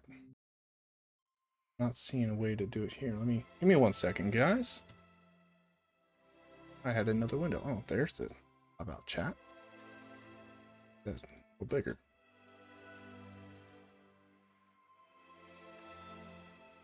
Guess I don't need to see everything else. As long as I can see the stream health. Alright, some rocks around the main one being a stack of rocks, rocks on top of rock. Yeah, I think eventually I'll be adding more detailed bits. Because right now I'm really just focusing on general shapes. And as we go on, that's when I'll probably put what we talked about earlier. I will put a couple random rocks. Why are you not placing? Oh, it's because I'm on smooth.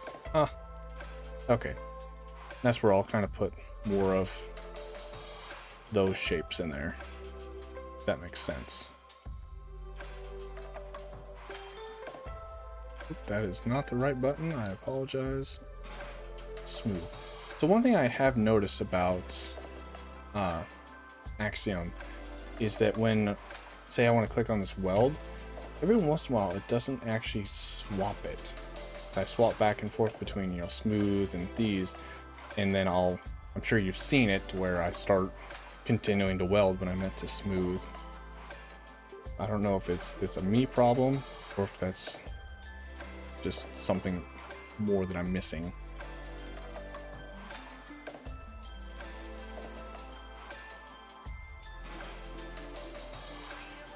Composter time.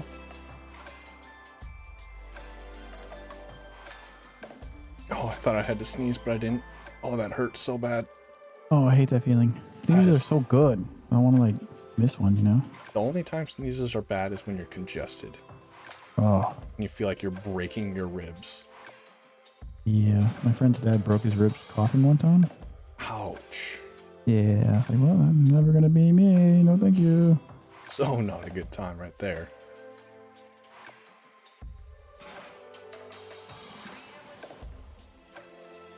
Not the right button. We want right shift. It's a really beautiful view right there. I like that. I gotta wait on the stream to catch up. Sorry. Well, because I hear you say it before the stream. You say it in the stream. That's got to be frustrating. Nah, that's fine. It's like 4 or 5 seconds. Oh, Death was in the game. Yes, I was. You were probably checking in on the progress of the composters. No, I was harvesting wood. Supervising. No, you have to know. Yeah, I've been watching. I've been watching you.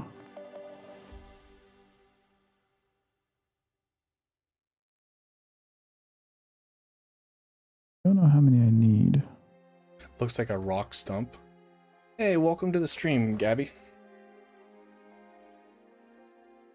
No worries. I currently don't have any plans on stopping for a little bit longer. I don't have anything else planned today, so as long as I can continue to sit on my chair, we'll continue to stream.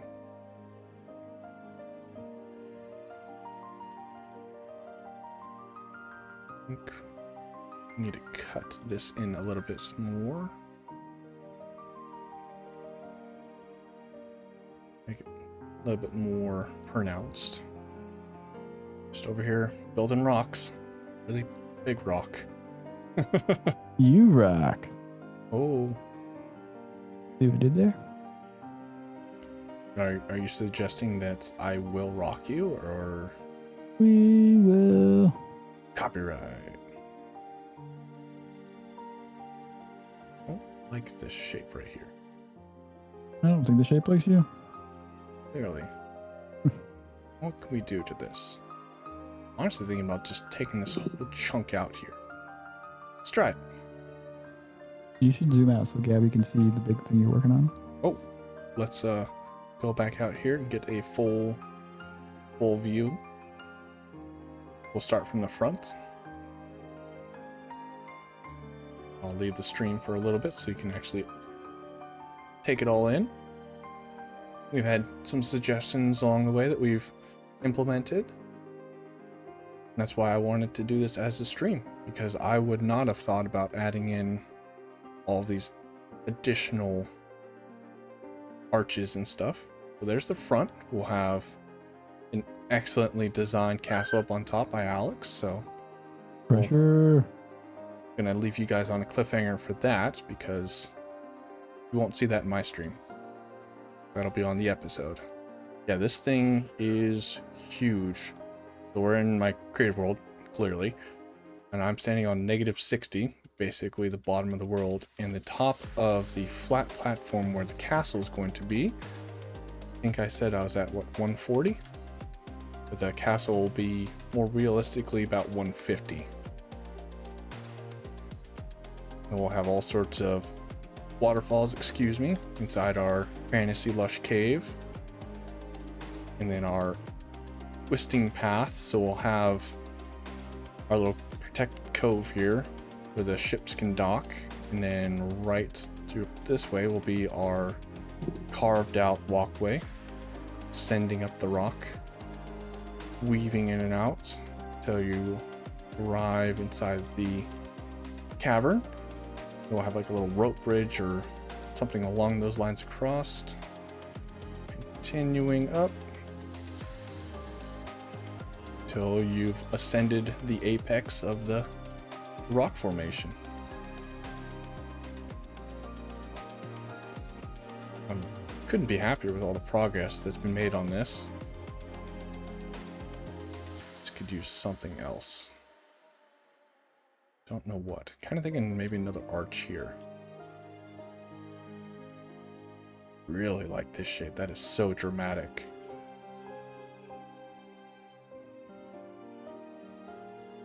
It'll be really fun to fly through with an elytra. Yeah, it'd be awesome. One day. Well, We hopefully, will. hopefully within the next few months. This project is quickly becoming larger than I had anticipated, but I was Pretty also normal. threatening to build an entire crescent moon shaped island around this, so I guess it's still a little bit That's smaller. phase 2. Yeah, phase Phase 2. 2. Phase 3? 4? I don't know. Phase 10. That's copyrighted. Oh no. Cancel the stream. He's cheating.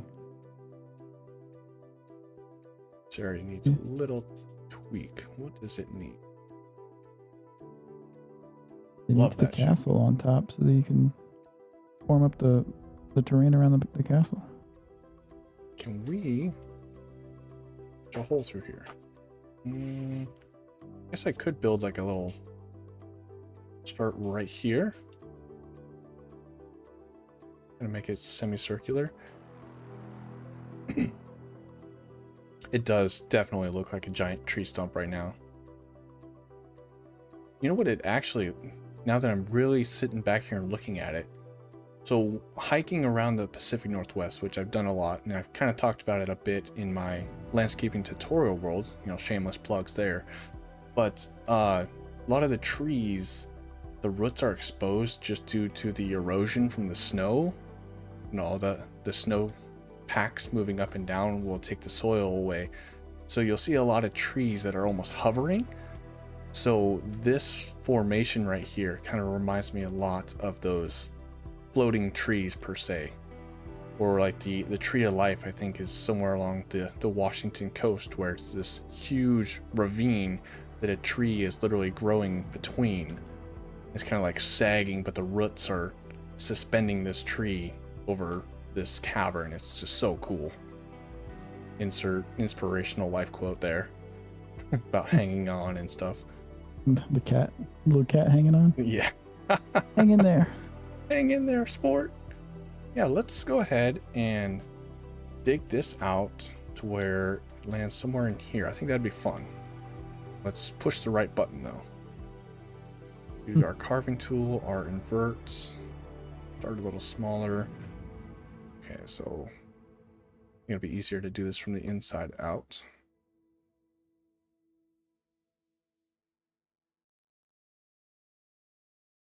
Start just eroding this away. Swap over here. Want it to exit somewhere right around here. Give you guys a play-by-play.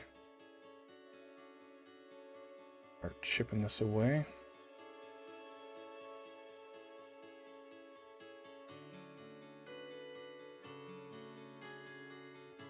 There we go. So it's funny that you bring up, I'm gonna butcher the name of this, I do apologize, but Yggdrasil, the tree of life from Nordic mythology, because that's, I'm not gonna say it's spoilers, but it's something that we've talked about doing as a collab project in the future. Stonehenge, yeah.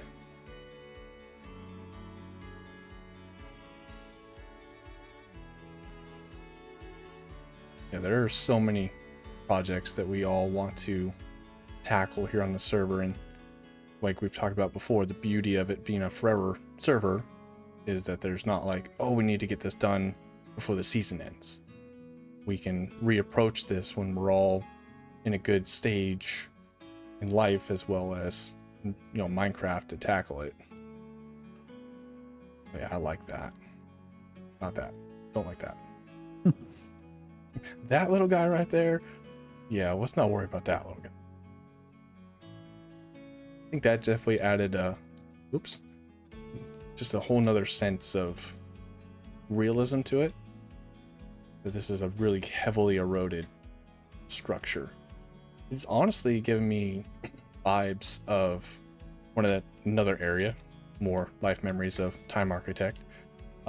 We have this area that was only like 40 minutes away from where I grew up. It's called the Ice Caves, out there in the mountains, and it's a natural occurring phenomenon where the snow pack falls off of the the upper part of the mountains, but it's in an area that's kind of more shadowed consistently, so the ice doesn't melt right away. But what happens is as the snow melts further up on the mountains, it creates waterfalls down that side, and the warmed up water that's like 36 degrees, it's barely above freezing, will actually dig out little paths through the ice, creating ice caves. And it's super dangerous to go in. I don't listen to Time Architect and go in them. It's very strongly encouraged not to go in them because they have collapsed and taken people's lives before. So don't go in them. Don't do that. Okay. If you do, the waterfall in the back is beautiful. Speaking from experience. It's like, hey, do the right thing. Don't do that. But if you do, it's cool if you don't. Just say, but don't. But it's cool. Exactly. But don't. Public service announcement. Don't do that. Whoa.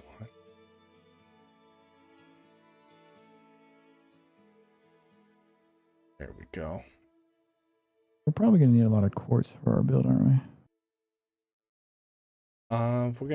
Luckily, I happen to have 4 shulker boxes because Death ended up getting what he needed from Boss. So yeah, I forgot about that. Good timing, eh? Yeah, it was a happy little accident. There's a question for Death. If the server lasts forever, is there going to be lag? Oh, where was that? Look. So no. Oh, there we go. Yeah, I see it.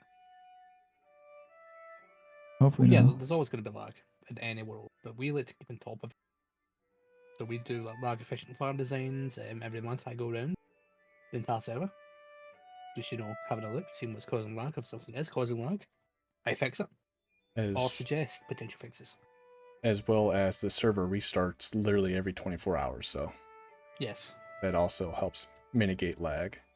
And it's a very expensive server, so hopefully that helps. Also, yep, mad props to Boss for spending that pretty penny on the server. We have a tech genius in Death, who you just heard. He's our go-to smart guy on the server. Got to have at least one smart guy. At least one. I just build cool stuff. For every 3 dumb guys, you need at least one smart guy. I have average intelligence. I wasn't calling you dumb. Or was I think it was implied. Yeah. Well, I'm there with you.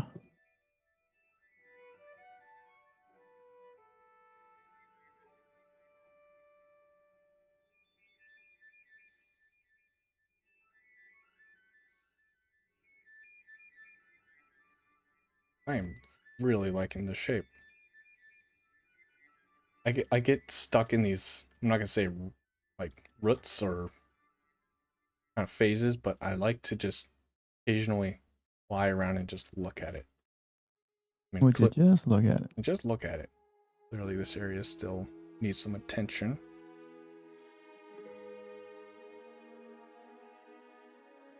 That's actually the problem that I'm running into in the other castle that designing for the Evermore SMP. I get stuck in the just look at it stage. You really like what you have, but there's more to do. Yep. Yeah, I'm stuck in the I don't know where to start phase. Yeah. That's so hard to get past. That's where I was for the castle I'm designing for the top of this mountain. I was like, I don't know where to start. And then you just start putting squares and rectangles, and eventually you get something you like. I think the biggest word of advice that I would give to people that are stuck in that phase is, it was actually something that I had heard Mumbo Jumbo talk about as far as trying to start a project. And that is using the psychology trick of convincing yourself and telling yourself, let's just spend 5 minutes on this. 5 minutes. You can typically start a project or a task in general. It doesn't have to be a project, but just a task. Homework. It could be designing your next mega build. If you can convince your brain to work on it for 5 minutes, typically what will happen is your brain will be like, okay, I think I can keep doing this. And then you'll just end up staying focused for longer periods. I like it. So there's your Times advice for the day. Quoting the great Mumbo. In the words of famous Mumbo Jumbo. The jumboest of Mumbos. Mumboiest Jumbo. Yes. Yeah, that one guy. But some little trees held up by their roots like how they are in the mountains. Yeah. That's something that we could definitely consider adding. I think with it being more tropical themed, we'll probably stick to more palm trees. And those are really cool and unique in themselves with how they can really follow the sun while staying rooted to the soil. If I remember correctly, there are some palm trees that have the ability to like move their root ball. Just nuts to think about. They sound like witchcraft to me. It's witchcraft. But I could definitely envision seeing like this whole area right here. Imagine some palm trees just like curving up and out. It's really hard to capture that curved shape that palm trees have in Minecraft just because, you know, blocks. But just to have that really cool effect. Kind of similar to what you were just showing me on the Tides of Treasure build that you and Boss were doing. Those little cliffside trees. Yeah, like the small trees that there's not really enough for them to grow big, but there's enough for them to stick around. Kind of like cliffside shrubs. Yeah. I think those will add to the build because we don't want to. The biggest problem in Minecraft is always scale and proportions. We have this monolithic structure on top with a castle on top of it. As much as I would love to put some trees, even if I did the same size ones as a starter build, you know, if you think about it, they're probably about this tall right here. So they're going to start to throw off the proportion of the build. You got to find that balance.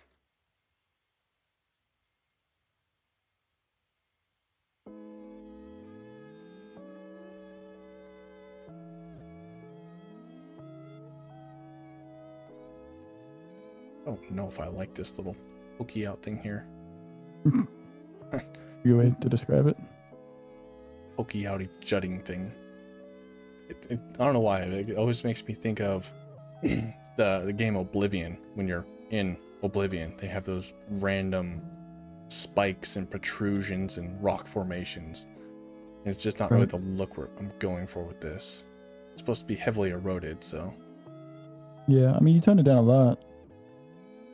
But also with erosion, there can be a portion of this mountain that is a material that's harder than the area around it. So the area around it would erode first. Absolutely, and that's how you get the Archway National Park in Utah. Yeah. And the Grand Canyon and all those other magnificent landmarks.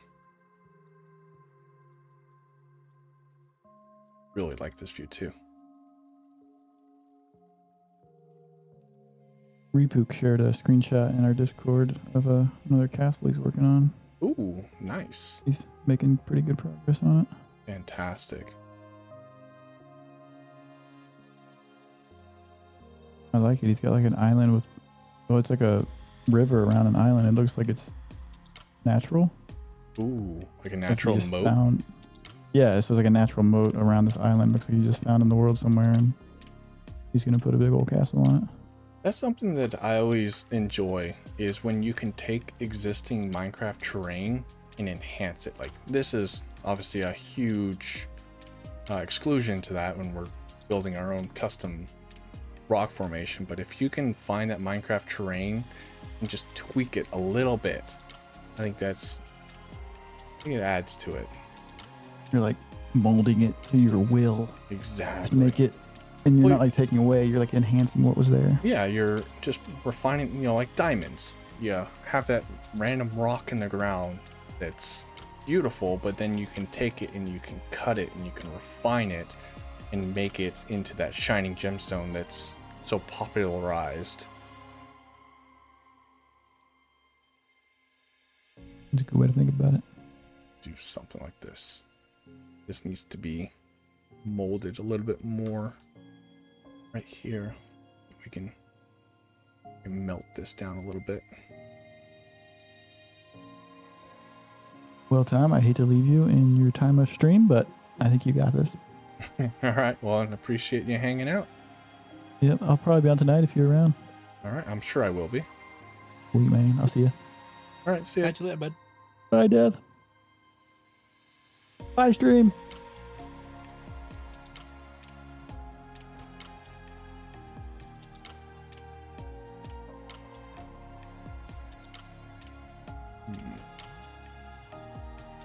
Yep. I don't like this. This is going away.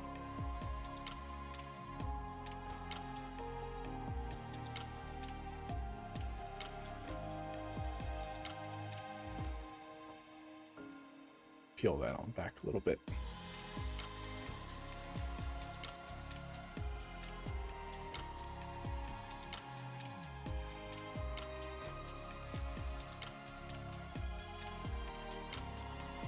Oh, much better. Well, we've been streaming for just over 2 hours now. I appreciate everyone that's hung out with me so far.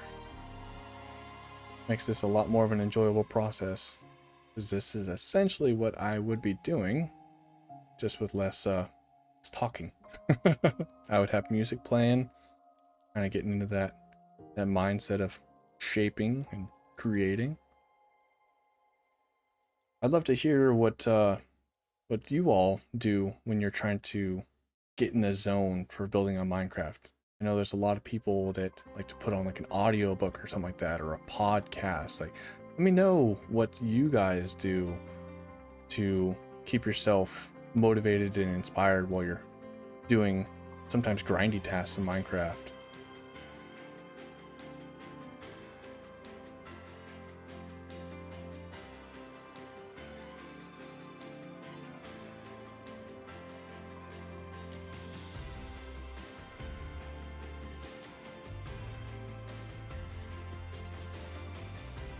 What else can we do to this thing? I feel like we're starting to reach the point where the shape is as rough as we need it to be, and we can start to shift our attention to adding details and then coloring. Don't know how much more of this I can really manipulate. I'm gonna fly around and look for something that catches my eye. Anything that looks a little too obnoxious. What might be the right word? Something that doesn't flow. I'm playing streams. Yeah, that's another good thing to do, is just, I find myself, if I'm watching a YouTube video or a stream, the person has to have like a very, I'm not gonna say good sounding voice, that's not the word I'm getting at, but they have to have a good tone. I can't watch something where a guy's just all over the place screaming and, you know, shouting and being just over the top. I like to be more relaxed. I play Minecraft to express my artistic side, but it also just to unwind from work. I'm not gonna say I have the most stressful job.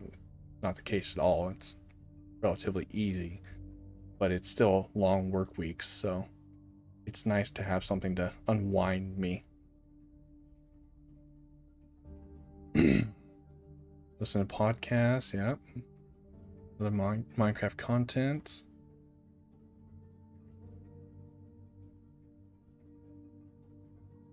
Well, it looks like everybody kind of has the same general mindset.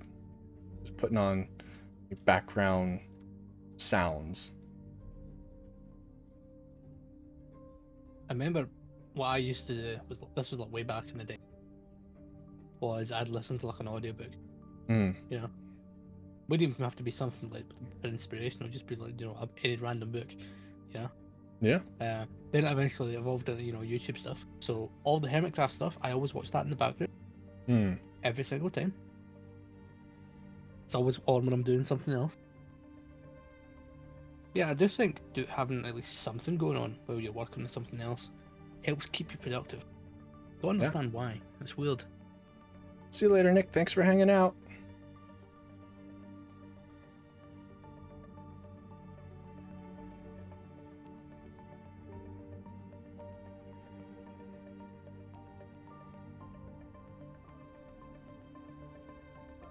That's another. I'm gonna go back to praising Forever SMP and what we have going on here, but it's like when I was designing my starter base, there was many late nights, several weeks worth actually, of just different people cycling into the Discord. I know we hung out a few times, Death, and a lot of times it would be Boss and I, because we're the closest in time zones, and we'd be just in a Discord call for 6 hours or something like that, where we'd both be streaming our screens in creative worlds.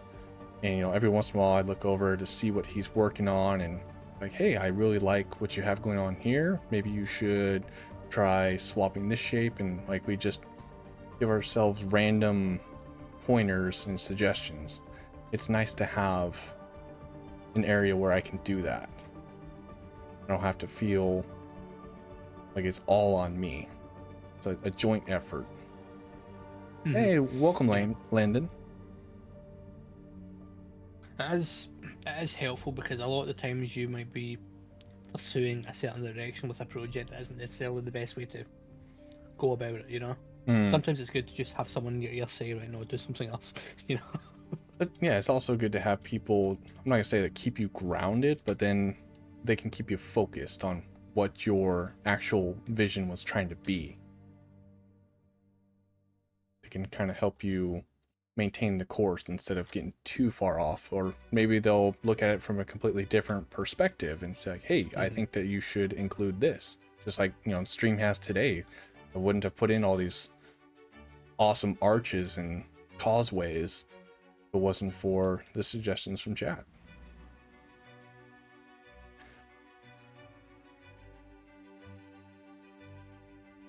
We could add some underwater runes. That would be kind of fun little details that we could add in.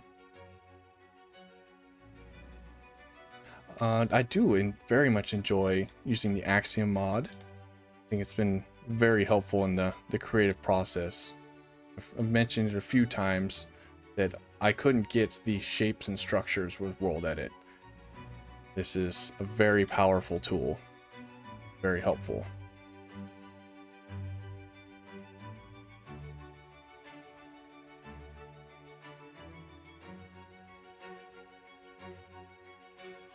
I don't know if I like this little inset right here. I'll fill it in a little bit. I'll be right back. Oh, alrighty.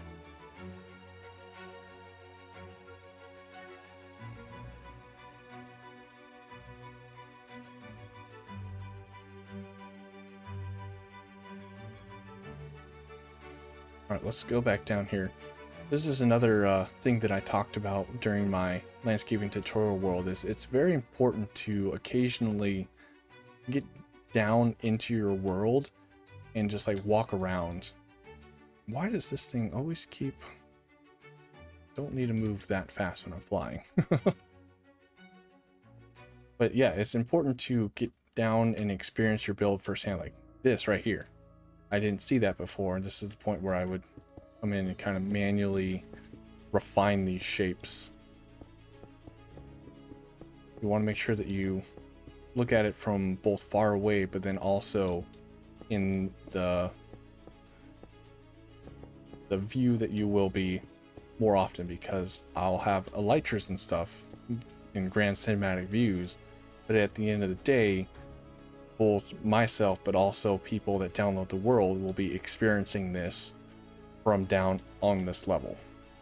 So you need to find that healthy balance and switch back and forth between your two perspectives. Don't know if I like that right there. This cove's a little bit smaller than I wanted, but I think definitely need to fix this right here. Let's try smoothing first.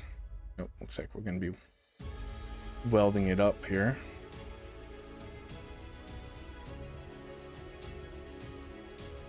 Try that. Might have been too much. And we're still very much in the rough planning stage of this build. there's going to be a ridiculous amount of hand working when it especially comes to coloring. It's just going to be me for hours on end going back in here. Whoops, not that sorry. Of me manually placing blocks and replacing and flying away and looking at it. I think going back to Meg Ray, she does an excellent job of balancing, showing you the grand picture, but also of her talking while literally just hand refining the shape.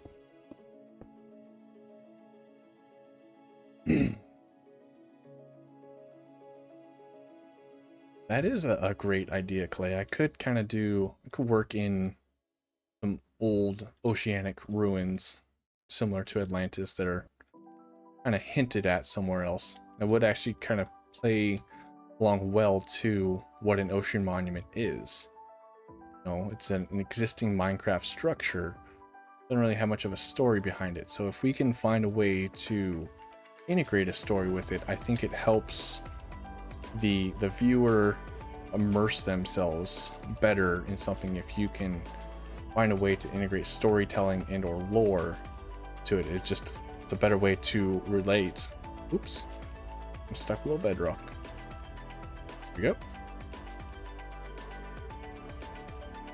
That's something that I think that Scar does a really good job with, as far as finding a way to integrate a backstory and to give a reason to have that particular detail in the build.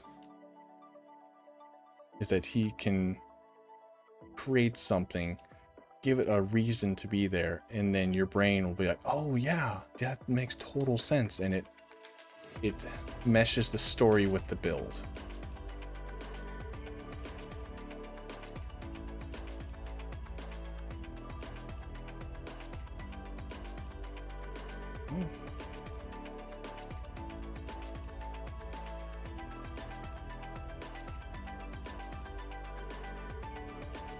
As far as the actual ocean monument, we don't really have much to remodel. It's basically just a giant portal because we did the Nembomb farm design made popular by Shulkercraft.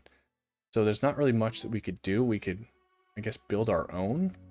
But that was kind of the point of this castle up on top, is we've taken an existing structure and reimagined it into something different. So that's kind of where the castle will come into play. Is it's still going to be a nod towards the ocean monument as far as being some sort of central structure to anchor the build instead of just being a landscape. Because don't get me wrong, I will absolutely build only a landscape. There will be a build down the road, maybe episode 5 or 6. Kind of give you guys a little bit of spoilers here, but I plan on doing a stronghold reimagining. But since strongholds are underground, I still want to feature a landscape. So I'm going to be building a custom mountain range, and then the stronghold will all be underground. So it'll be almost entirely a interior build, because that's something that I want to challenge myself to work on more. There's future projects there for you.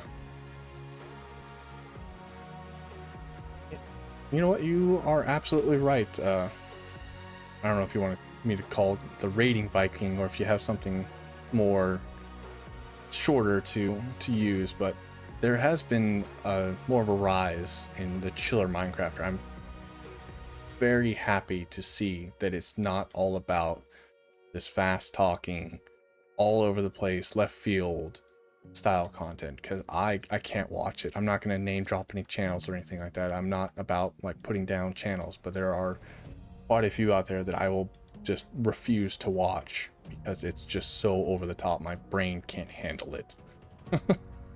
Oh, really? Yes. Sorry, I just got back. Welcome back, Death. We were just talking about content and how some creators have a very quick pace in their content. It can be overwhelming. Yeah, there are a few. Totally don't fall into that category myself.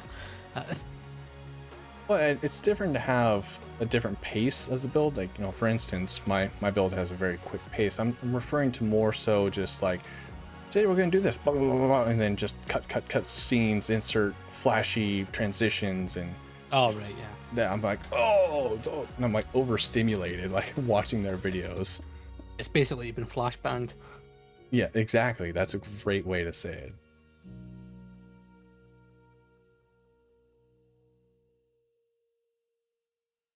Yeah, that's kind of became a really big thing the past like 2 years. You know, one big creator does it, gets big, and then everyone else tries to replicate that success Yep. by doing editing the exact same way. You know. There needs to be like a healthy balance to where, because I know I'm not gonna say victim of it, but I got stuck in the roots of what I call just the bird's eye view style time lapses, where it can become a little monotonous when all it is just a constant, super slow spiral camera pathing. You need to find a healthy balance between that and quick transitions. Yeah. It's like the easiest thing anyone can do with that is have it cut to a different angle to the beat of the music you're using, right? Yep. Or keeping it short.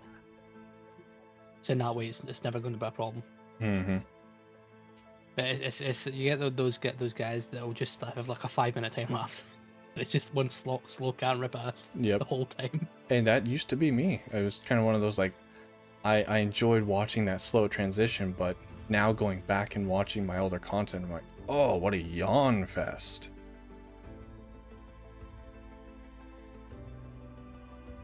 But that's at the end of the day, I suppose that's it just shows you that the landscape of YouTube is ever changing, you know. Very true. One meta isn't going to be the same a year from now, you know. Well as just got to cater to different people and how they like to watch content, because I'm sure there's still a very large audience of people that enjoy those slow, faraway cinematic style time lapses. We live in a day and age to where you can pretty much get content for whatever you like to watch.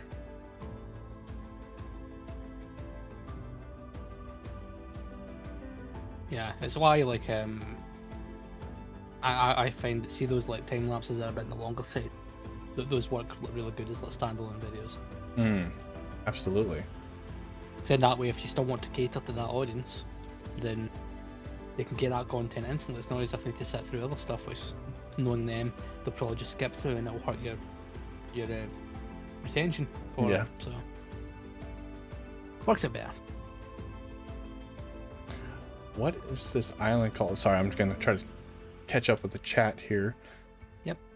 Let's see.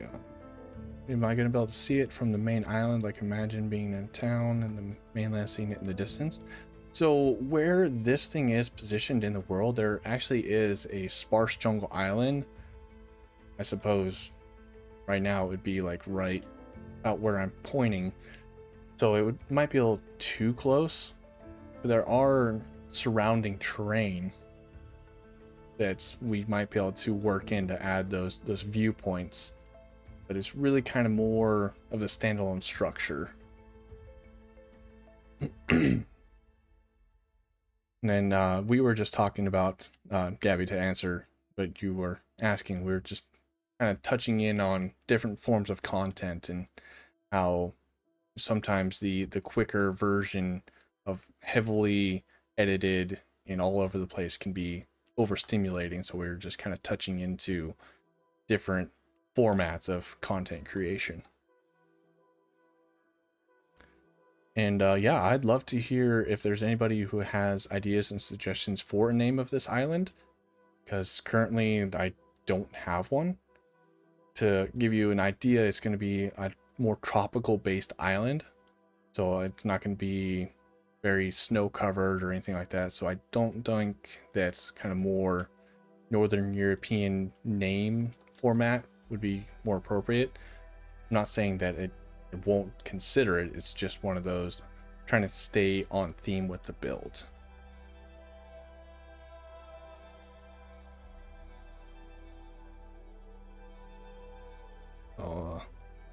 see. Still reading through the comments here.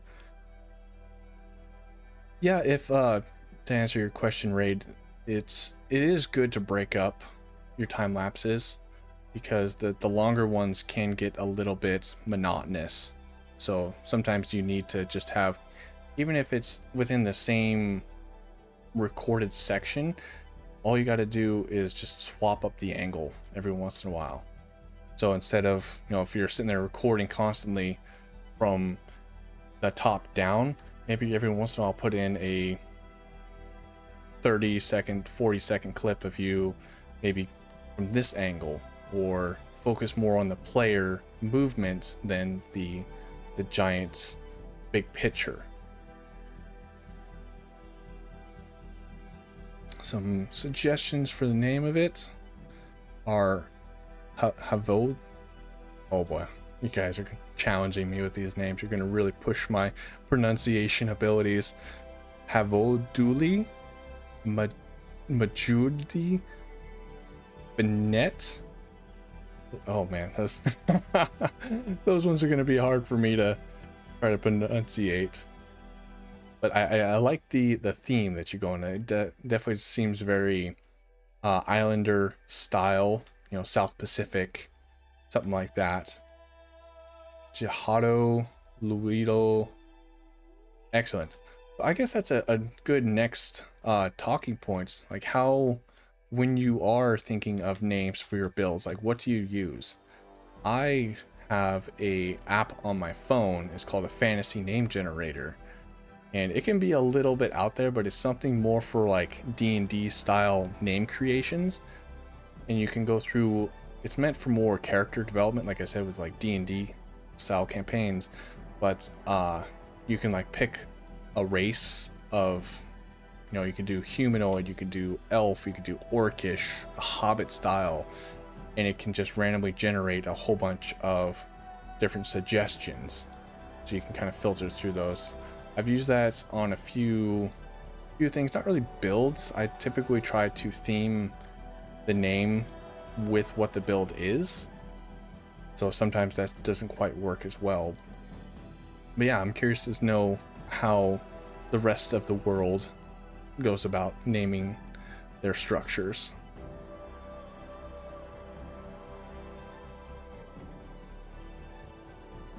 See, that's something I've never really been good with, naming things. I just come up with the most conventional names possible. Like, I don't have a name for my my starter project over here yet. Hmm. You know that I don't want to spoil it for anyone. That thing we were talking about last night. Yep. Yeah, I want to name that, but I haven't came up with anything for it yet. And for like my current build, Emberfall Estate, it's kind of funny how the name of that came to be. What had happened is one of those moments where I was just by myself and I was listening to YouTube. I like to listen to a lot of atmospheric music. One of the videos came across and it was called Emberfall. It was just called Emberfall, and it was a very elvenish style city as like the background and the music, and it was very relaxing vibe. And I was like, I really want to encapsulate that in my build. And I had already at that point chosen a fall theme for it, so I was like, oh, Emberfall. That's a great name. So that's why I just stuck with that, and then obviously the estate part pretty much speaks for itself.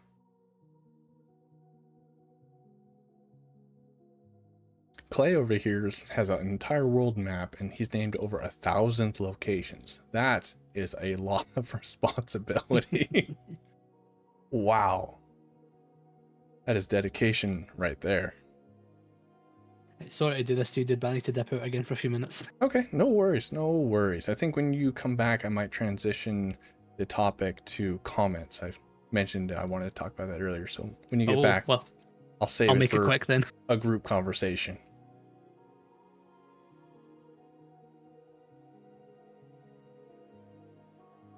Shinoi Island? And once again, these are all great suggestions.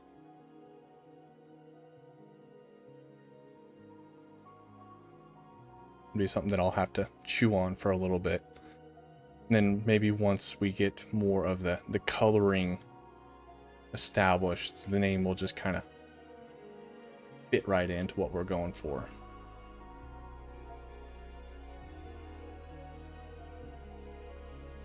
And I think I'm going to save the coloring for another day, because I want to go back through and rewatch some of those Axiom tutorial videos to see how I can better set up my masks to make this more of an efficient process here.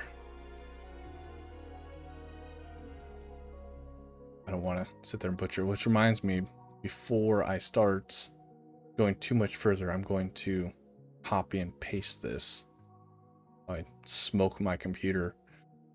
I'll probably use a Lightmatica file, because I think World Edit would probably crash my PC if I'm trying to do this all on stream. So I'll do that off camera. Make a copy of this so I can start messing around with it some more. Bonanza Island. That's got a little ring to it.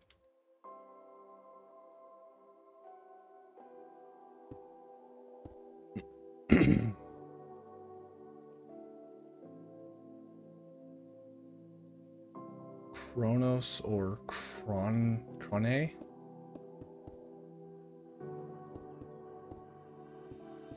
Here's a question for you guys. What do you think a good name for a guardian should be in like some sort of made-up language?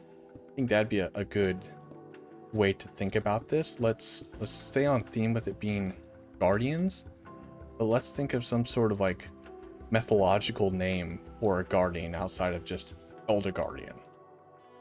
But what's a good, Hawaiian translation of guardian or something like that, just to get the ball rolling on the idea process.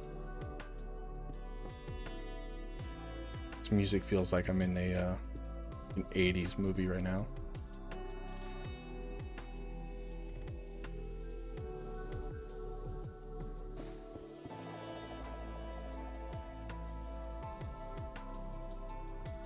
Guess who's back? Oh, all right. I just gave the chat a little bit of a challenge there for a little bit, so I might be touching back on that subject. But yeah, I wanted to move the topic more towards YouTube comments and how those, I'm not gonna say work, but I think how people think they work and how they realistically work are a little bit separated. So I'm gonna throw in some, I'm not gonna say direct examples in there, because I don't want to name drop anybody, and I don't want to bring attention to anybody here, but there has been a few comments on my latest video that were less than nice would be the right word for it. And it's one of those, like, no, I'm an adult. Like, I take criticism all the time. I was in the military. Like, you're not gonna hurt my feelings by any means. So I just don't understand why somebody would feel so compelled to leave a less than colorful comment on something saying that, oh, this build is everything wrong with Minecraft today, and how you do your and how you do your content is taking away from modern YouTube and stuff like that.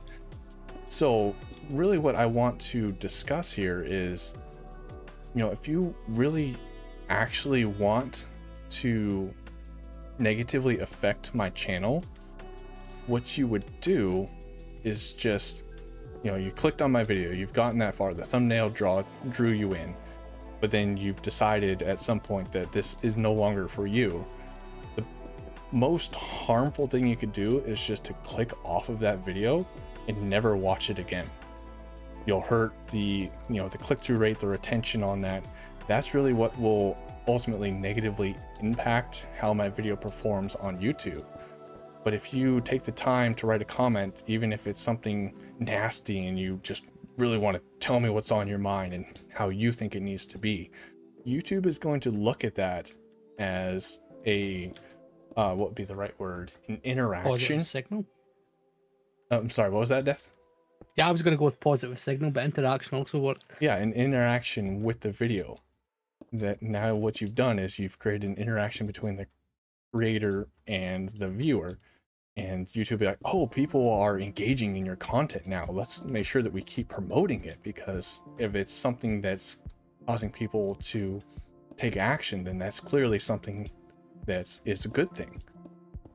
So I just chuckle at this point when I get a nasty comment or something like that, and I'm all for, give me criticisms, give me feedback, something that I can use to move forward. Don't just say, oh, your content is terrible. Like, that's not constructive. I've had quite a few comments of, hey, you look better if you grouped your trees closer together, or it doesn't seem realistic with how you've gone about your gradients. Like, these are all very positive things that I will definitely take into consideration on my next builds. But if you just comment ick, like, what am I supposed to do with that? I don't know if you have any talking points or anything you'd like to add to that, Death. Yeah, so, obviously, I've been on YouTube for over a decade now, making videos. So it's been a while, so I've had my fair share of good and bad comment.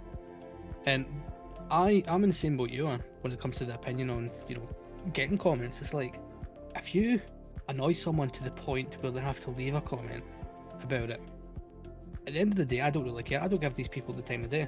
Mm-hmm. Because if they're super annoyed about it, but they don't provide anything constructive, then I'm not going to bother responding to it. Now, from a purely YouTube growth side of things, the best way to grow a channel is to build a community. The best way to build a community is by responding to all your comments. Every single one. Yep. Which is exactly what you did on that big video.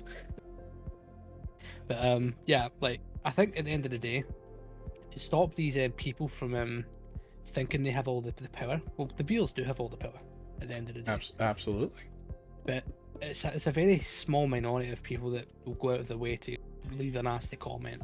Mm-hmm. At the end of the day, that's not really going to affect me. Like, yeah, sure, it might be upsetting or whatever. But at the end of the day, I could delete that if I don't want to see it. That's a power we do have as creators. It's very true. And then you get those people that will moan about, freedom of speech or whatever. I don't really care. And at the same time, if they leave a comment, that sends a positive signal to YouTube saying, oh, look, this is resonating well with the audience. Let's send more people to this video. Exactly. Yeah. And it's the same thing with people leaving dislikes as well. Yep. A lot of people think that's a bad thing. It's not anymore. Not anymore. No. Any form of engagement, whether it's a like, a dislike, or a comment, is good engagement. Exactly. The only use for dislike was, like, let's just say it's like a review video, or like a tutorial, for example. If there's a lot of dislikes on it, right, you then know that's a bad tutorial or this is a bad review for whatever reason. But that's not visible anymore. So now all the function of a dislike button does is it's another way to engage with the content. It provides no other function. Yep. Like, I know on YouTube Studios, it doesn't even show me the number of dislikes. Mm-hmm. Like, me as a content creator, the only way I'll see if you've disliked that is if I go in on either a different platform, or if I actually do a little bit of investigating to actually see how many thumbs down there are on my video. And honestly, I don't really pay attention to them because, like we've just mentioned, it's in engagement with the video.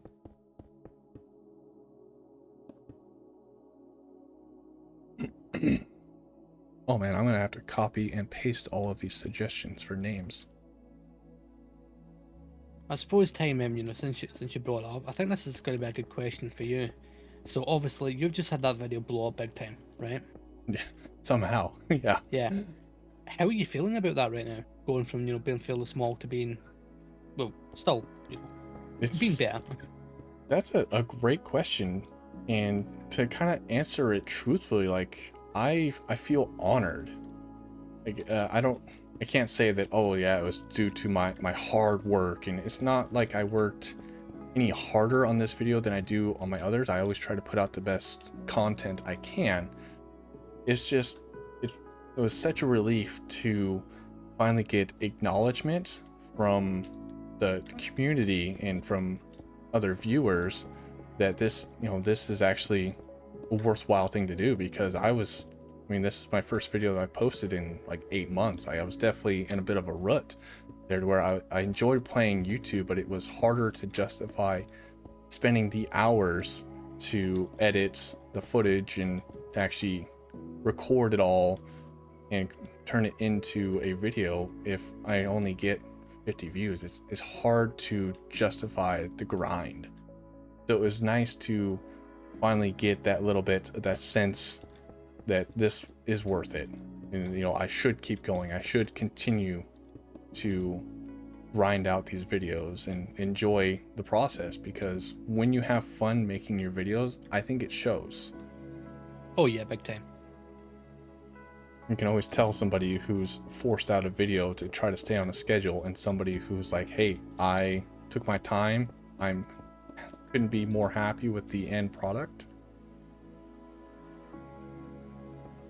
So that this will be like a little bit of words of encouragement to some people out there that might be struggling creating content, and they feel like, you know, I've made 30 episodes of this series and I've only had 30 views on it, you know, is that it will pay off eventually. You just have to maintain a positive attitude and just keep your head high and just remind yourself why you chose to do this.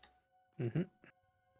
And you can't expect, I remember I'm guilty of this when I first thought about making a YouTube channel. It's funny, it's comical to think about now that I was writing down this checklist of all these things that I needed to have in place before this video could go live. And I remember one of them that was like a huge deal for me. It was like, I need to make sure I have Patreon ready. As soon as this first episode drops, you never know, I might just start getting hundreds of dollars, and you know, maybe Hermitcraft will invite me after my first episode. And I go back and I watch, and it's absolutely horrendous. You know, it's a cringe factor, but we all have to start somewhere. I know we've had many discussions about this, Death, about how, you know, as content creators, you have to develop your own style, and our first videos are always super rough and cringy to watch.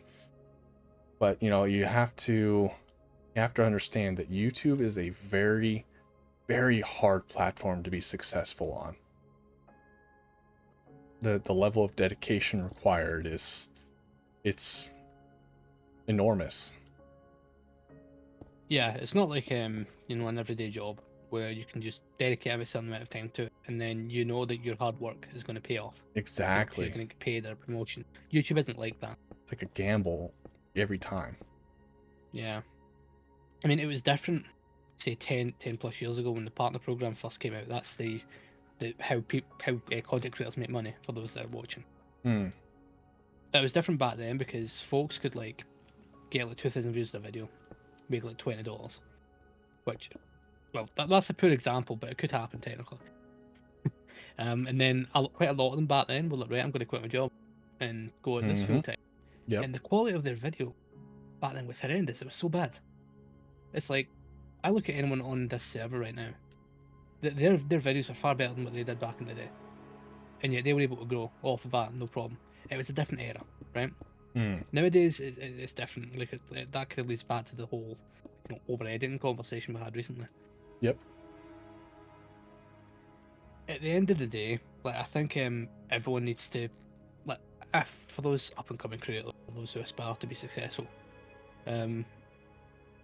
basically remember that everyone started off exactly where you were. Some people got big, some people did. And if someone's trying to sell you a course saying they will guarantee that they will get your channel to blow up, do not give them your money. Yep, I've actually, since this video has taken off, I've gotten quite a few DMs saying, hey, we see that, you know, you're doing really well. You want us to help you free of charge. You know, we can help coach you to better grow your channel. Yeah.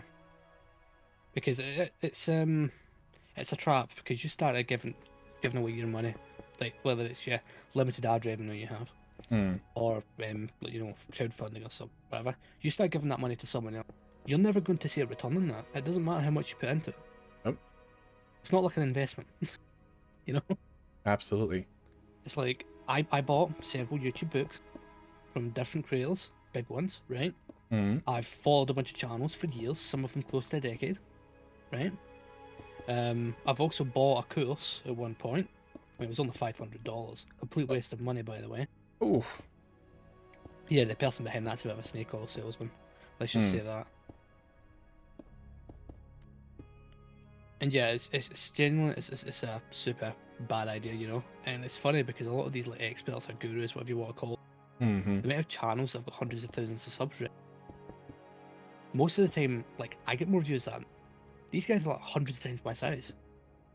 Yeah, they Yep. struggle to pull 1,000 views. It's like if they can't pull views now, then you know their information is, well, let's just say it's virtually non-existent, or well, it's easily accessible. Because a lot of their information was like based from like 2013, because that's how they got big, and that's they basically surrounded themselves with people that were of the same generation. Let's just say that. So at the end of the day, just never fork away your money if you want, you know, make it big. And yeah, what you will probably find is people, you know, in your comments and your DMs constantly try to sell you something, or try to get you to like buy their course, or you know, try to get you into like a get rich quick scheme. Like Yep. what you'll probably get soon is your emails being flooded with scammers. Oh yes. I have that. I Like remember I right. I don't even have my email in my on my channel, so. yeah. What I would recommend is you actually obviously you've got an email sent to your channel, right? Mm-hmm. That's what I'd do is I'd actually create another email. So call it like a contact.timearchitect@gmail.com or whatever, right? Mm-hmm. I have something like that. And I've got it listed in my channel. So then that way if I do happen to get any emails from people, whether it's viewers or people try to scam me, that it all comes through there. That's smart. Whereas if it's something coming straight from YouTube, it goes on to the main one. So if it's a copyright strike or you know, something about my ad revenue or whatever, Mm-hmm. it's completely separate. And in that way you also know that if someone, let's just say, is pretending to be YouTube, they'll try to get your information. They send it to the wrong email, you're like, haha, that's not real, you know? Oh yeah, smart. But yeah, I suppose the fact that you've been pushed into the limelight so quick is somewhat encouraging, right? Absolutely. Because obviously you hadn't released a video in, what was it, 8 months? 8 months, yeah. Yeah. And obviously back then you were doing, obviously your tutorials you were doing your SMP stuff. Mm-hmm. And now, obviously now you're back on another SMP, but it's different, you know? It's a completely different vibe. The goal is different. It's not as if, like, most SMPs, almost all of them in fact, are based upon the idea of, you know, resetting once a year or whatever. So it doesn't allow for this long-term planning that we can do. All these massive builds right away. But look at your starter base. That's Right. insane. Like, a lot of people like will never even get to building at that scale. And those that do, like other content creators, for example, that's like an end of season project. Absolutely. You banged that out for your starter base. You know? Yep. And, Absolutely. and I know you got a lot of comments saying, "Oh, this isn't a starter base," blah blah blah. But as it is, we don't have a time limit, so that is a starter base. Yeah, exactly. And let's just say we're a few years into the server and someone builds a base and they call it a starter base. I wouldn't be confused about that either. But okay, that's a poor example. Probably I would have been like, okay, that's a bit too far. But So, kind of retouching back on channel growth and such, I think that another good point would be that there's not a quick fix. You can't just hey YouTube and then you're big now. There's no key to the kingdom. The best growth for your channel is always organic growth, that hard-earned growth, because like you talked about, that YouTube is a community. So if you kind of using Alex as an example, it's this once again not a negative example. It just kind of goes to show you what's YouTube can do, because he had a short that had over 1 million views and it bumped his channel up from like 300 subscribers to 20,000. Unfortunately, what happened though is that he is primarily a longer form content creator, not a shorts creator. So his audience didn't carry over from what they subscribe to what they watch. So it kind of put his channel in a state of limbo where he has all these subs, but they're not actually participating in his community. Yeah, like, what happened with Alex with that was like super tough. Like back then, obviously shorts just kind of recently became a thing. So I started pushing them out, and obviously Alex and myself were both, you know, doing a server thing at the time, and I was encouraging a lot of people to try it out. Alex did his stuff, and then obviously got all those views, all those subs, and then obviously since then it's just been constantly downhill for him, and I feel super bad about it. You know, Yeah. it's like that's not the way it was. YouTube set this up was so bad. It's like I hate short form content with a passion now because of what it does to channels and things, and they overlook the mental health aspect of it. It's like, let's just say you're you know, trotting along, you've been doing YouTube for years, and all of a sudden you see, oh, there's this new shorts thing, let's try it out. You know, you don't expect anything to come of it. You spent years building up an audience. You might have like less than 1,000 subs. Let's just use that as a baseline, right? Yep, yep. You put out this short or a series of shorts, and then bam, 10 million views.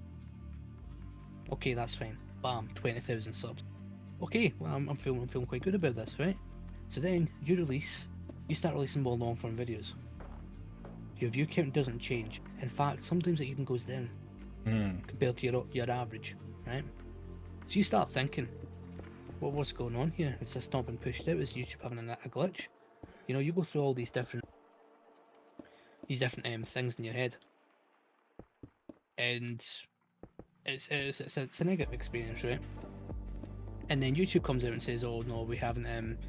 Back when that happened to Alex, basically the way the system was set up was shorts weren't connected to the recommended feed, so it wouldn't like people watching long form wouldn't be recommended shorts, and people watching shorts wouldn't be recommended long form, which was annoying. So it's basically like an app within an app. So TikTok within YouTube, as opposed to it being like one big thing. Yeah, because YouTube was trying to compete with Instagram, TikTok, and all those other platforms. Right, yeah. And obviously since then it's changed. They do recommend stuff to each thing now. But and they say, oh yeah, you'll get more views from it. You don't. It has no effect. Because the way they've got it set up is like, if people are already stuck in that loop of watching short form videos, they're not going to click on a long video. They need that hit of dopamine right away. So why would they bother going to something, oh, I need to watch this for 10 minutes, I need to watch it for 20 minutes. Exactly. God forbid you have them watch it for an hour. Yep. But it's like, at this point, they're not going to get rid of it. It's part of the YouTube ecosystem now. Yep. So I'm of the mindset that, okay, that's fine, it's part of the thing, but don't jam it down my throat at every opportunity, you know? Like, for Absolutely. example, when I'm trying to search for something using YouTube search, I don't want to see 10 different shorts in the search feed. That's not what I'm looking for. Very true. It's like, ever since I did that, 5 other different systems in YouTube have either stopped being maintained or have just failed outright. The search feed, for example. Because the way it used to be was a lot of people would get views via search. I used to be one of those people. Basically, you'd release a video, you'd load it with tags or whatever, which I actually don't recommend people worry about that now. Because it doesn't really have an impact. Oh, that's interesting. But yeah, folks would basically worry about all their own. So let's just say you managed to get a bunch of views from, right? So people would be actively searching for, let's just say it's a Minecraft raid. And that's one of my top ranking search terms. People would see your video, they click on it. Now back then you'd have like 20 videos that are relevant on the first page alone. It was probably a lot more, right? See now, only 2 or 3 videos will be relevant. The rest of those slots will be taken up by either adverts or like 2 or 3 different short shelves. Or a section of videos that are not even related to the topic whatsoever. It's mad, you know? Yeah. So I really feel for people that are trying to get their start now. It's not fair. Which is why I'm kind of happy I'm kind of beyond that at this point. Like I said earlier, it's really hard to be successful in YouTube nowadays.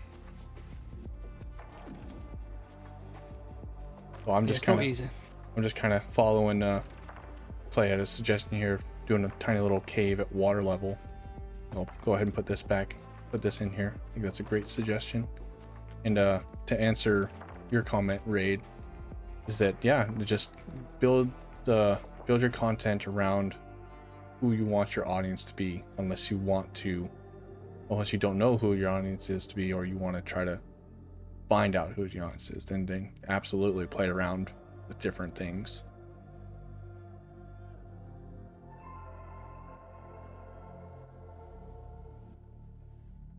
But yes, Splashes, you're entirely right there.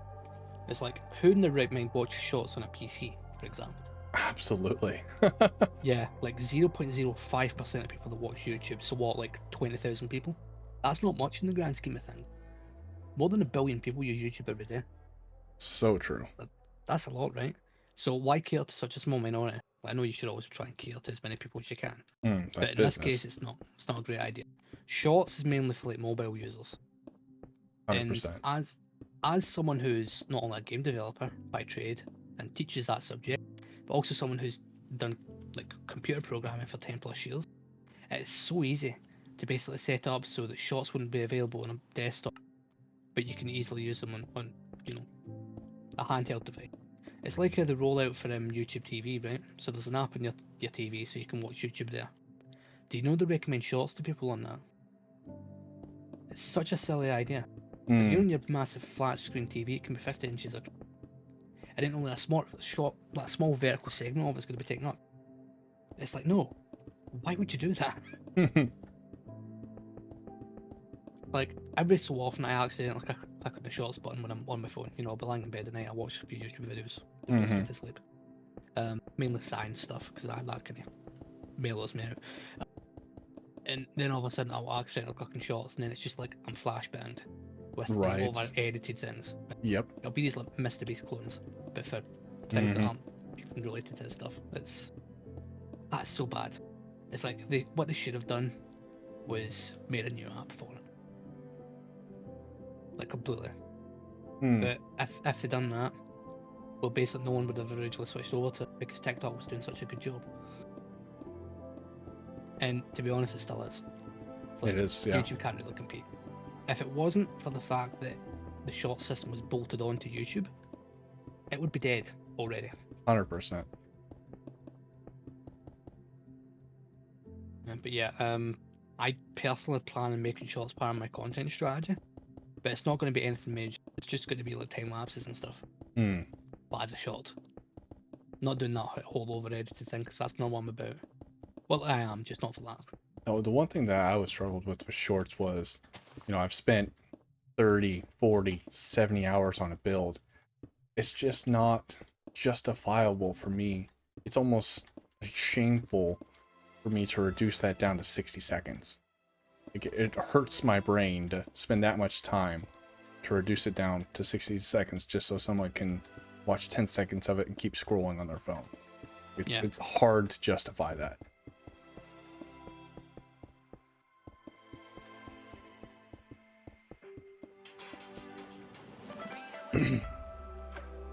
Oh, Splash, since you're here, drop me a message after this stream. I think we need to have a chat. It's been a little bit. To answer your comment, Clay, if people were to die on this island, where would they be buried? I would imagine this, for those that are old enough and have the interest, like in Game of Thrones, the Iron Islands. I think that this would be something similar to that, to where those that pass on from this life would be either floated out to sea or something. They would be given back to their environment. This is like more of a volcanic island. The idea of burying someone, I just don't think would be feasible. So to answer your question, that's what I think would be the answer. Or maybe we can even play along the lines of maybe the people that inhabit this being are some sort of different species that could be immortal or something like that. They could be a whole different species altogether. internal stuff.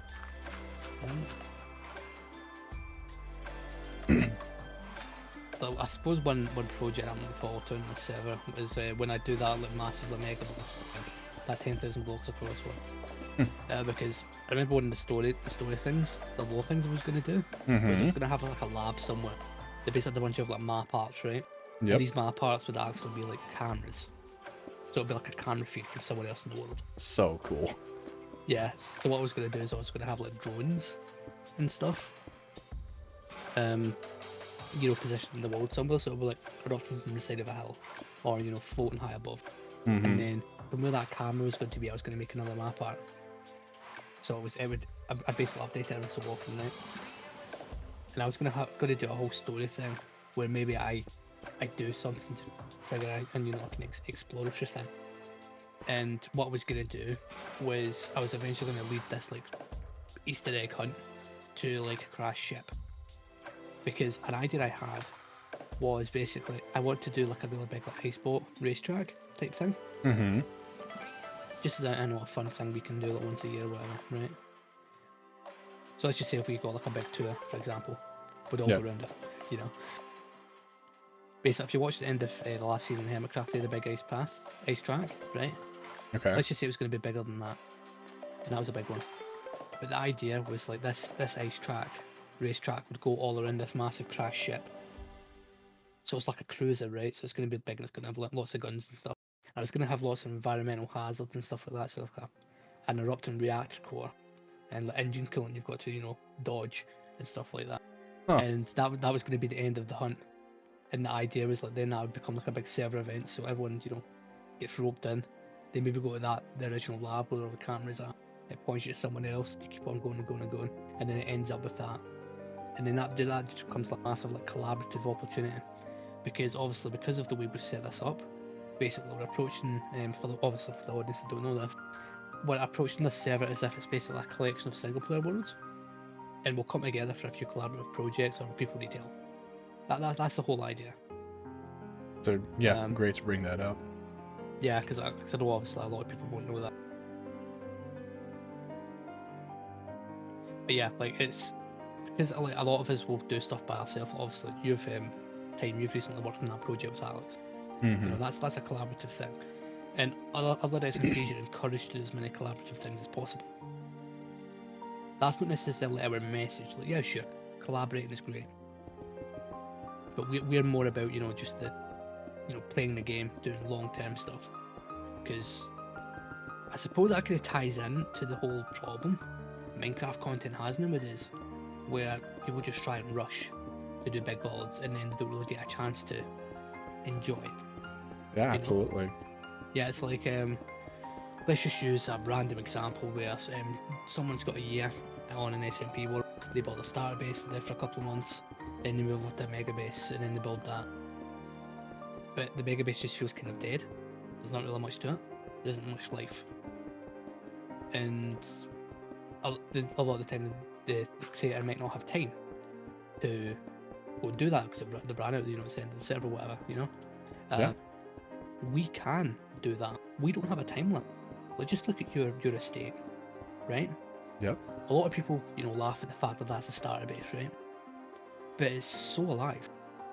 I know people that do tiny starter bases, which should in theory look very much alive, but they don't. It's like, you manage to do that on such a large scale. That's an inspiration to everyone. It should be. Very true.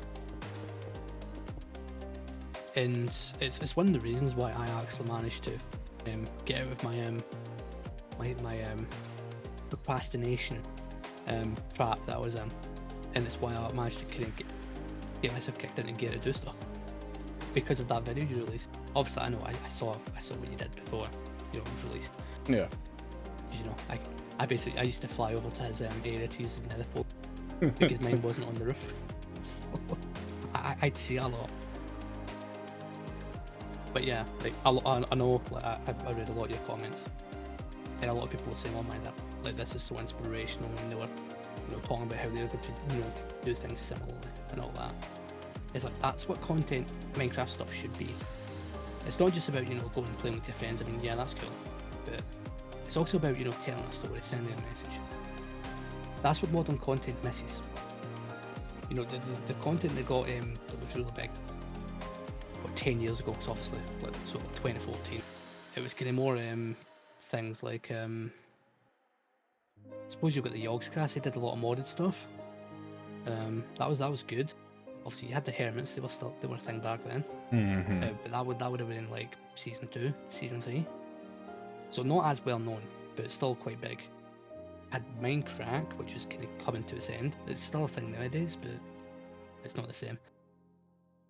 Obviously, this is way before the era of Doom SMP and all that rubbish. Yep. So back in the good times. But yeah, I do think that we're not only are we kind of recapturing that magic, we're doing something different with it. And we also don't need to worry about, you know, inter-server drama or anything like that now. Well, it's also good from a marketing standpoint to have our own like unique style instead of just saying, oh, they're another Hermitcraft like server. It's Right, cool that we can create our own style and kind of make it our own. I feel like that's something that Exuma says a lot is, you know, when people ask, you know, why can't I join Hermitcraft? He always says, make your own Hermitcraft. Just enjoy having fun with friends. Like, you don't have to be a part of Hermitcraft to be fun. Like, that's what Minecraft is about. It's about coming together as a community. Yeah, a lot of people will say all these creators are just saying that, you know, because you know them in the public eye. I've spoken with Azuma. I've beaten him up quite a lot as well in some of his games testing I was doing for him. In games. I know in the guy. games. In games, yes, in games. So I know the guy, and he like him and other big creators are just like us. They are people as well, you know. Absolutely. And when they say these things, but yeah, sure, there's a few people like Dream you can ignore because they aren't relevant. Shots fired. When they say these things, it's like we should pay attention because that's how they got this. And then you get those people that are just use someone else's name to grow, Dream, or will cheat in order to grow, also Dream. No, or will build an incredibly parasocial audience. I'm not going to say his name again. Shots fired, Death. That's all good. I'm older than him. I can say it. But no, like I said, like anyone can do that. And yeah, servers like what we're you know working on right now is a very rare thing. You know, not resetting. There might be like anarchy servers that are like that. And maybe, you know, if there's like a big creative building server, like those ones that build the big sites and stuff. Yeah, the actual like commission base. Yeah. Servers. Right, whereas we're taking that idea and we're doing it long term and just regular survival. But you get those people that try and find gimmicks with their servers by doing like the different origin or whatever, or the lifesteal thing, which is so dull. It's so boring. I just can't resonate with that stuff, right? Whereas I think our thing is quite unique because we can all approach it in our own unique individual ways. It's not as if we've got a quota to meet with, oh, you must release this amount of videos, or well, you must be active, you know, any of that. I know, you know, we can both say that because we've been on servers where that has been the case. Yep, you got like stipulations that you have to produce content in the X time frame. Yeah. It's like, for example, we have members, been members since the start, so it's December, that haven't logged in yet. And we're completely cool with that. You know? Exactly. People have things going on. Yet your situation in life can change at any time. Anytime. So you shouldn't be penalised for that. Obviously, I know that as being a former SMP host myself, I know how that whole thing is because I enforce a system like that. Yeah. And that's one of the reasons why I stepped down and stopped playing on said SMP, because I refuse to contribute to that environment anymore. I think it can become toxic. Yeah, like sure, I could have changed the system, you know, adapted it, but no, like that's not me. People got established and stuff, and I was like, okay, right. I basically like a little while before, so 6 months before I started doing hardcore stuff. Like, yeah, as an experiment, but it was also as a potential like, exit. It was a back door, so I could leave, and a lot of hosts would like completely nuke this, destroy it, whatever, Yep. I left it. It's still alive and well today. They've done like 2 seasons without me, and I'm super happy for it. Absolutely. It's like I stopped contributing to the toxic environment. I stopped being toxic myself. I took a step away from multiplayer stuff completely for nearly 2 years. And it wasn't until November when Boss, was talking to me about this, that I then started, kind of changing my mind. I was like, oh, maybe I will jump back into it, but with a completely new mindset. And that's kind of like what I did with my channel. Is I took this time that I hadn't been making content, kind of reflect on what I wanted to do. And so when Boss reached out to me about this server, that gave me an opportunity to not say reinvent myself, but try something new. And I think that's important as a content creator, is to try every once in a while, try something different. You just put a little feeler out there, and whether it be a new target audience or a new style of editing, it's good to get a little variety. It's not like that as well for my personal situation. It was interesting because I basically had a bit of a history with almost everyone on the server. Yeah. Even with the self-time, our history was somewhat limited because obviously we were in different servers, but there was that whole drama thing that happened, which was that's a whole other story. Yeah. Welcome, Mega Techo. Welcome to the stream. I'm gonna get caught up on chat here for a little bit. Sorry to cut you off here. Oh no worries. You do that. It's your stream. Also, welcome back again, Splashes. Hope you're comfortable now in your new situation. The Stonehenge style rocks. I just kind of put a few of those here as placeholders, Clay. Just I like the idea of the lore of it being they were created to protect this little hidden outlet, a little Easter egg, if you will. Just kind of been plugging away here while we talk, which is why I wanted to have multiple people here on the stream, so not just me constantly talking. But to answer your question, Mega, is I'm creating this landscape here to, I'm not going to say encapsulate because it's going to be sitting on top of it, but it's going to be themed around an ocean monument build that we've done on the server.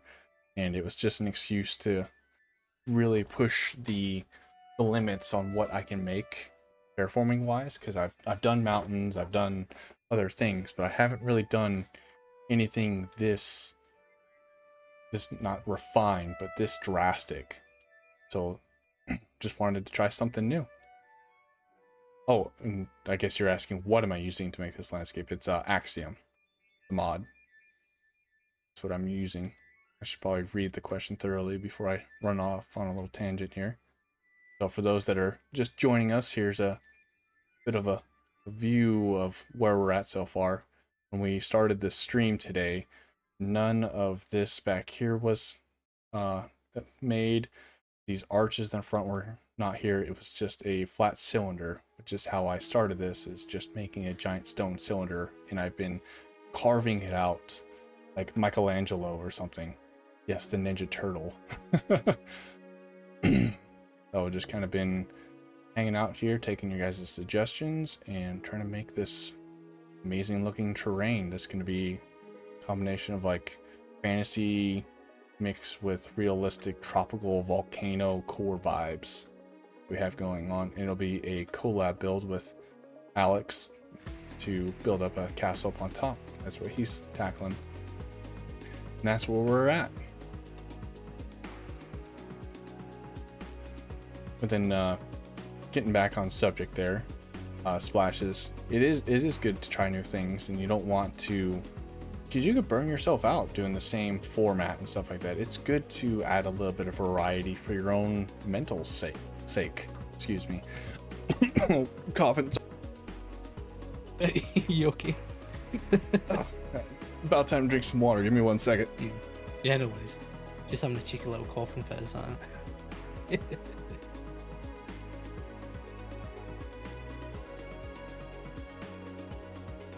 You good?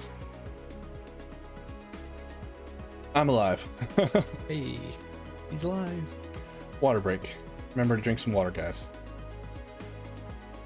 We're at almost 3.5 hours now. This has been a really pleasant stream, guys. I do appreciate everyone that has come to hang out. Not quite sure how much longer I'm going to be streaming. And it's starting to run into a little bit wearing down here. The direction I want to take this. I've been kind of plugging in a little bit of caves here. What is the ocean around it going to be called? Man, I haven't gotten that far. There's so many great suggestions on names and stuff. Maybe I can pick one of those out from the comments there and slap that name on here. I haven't gotten that far.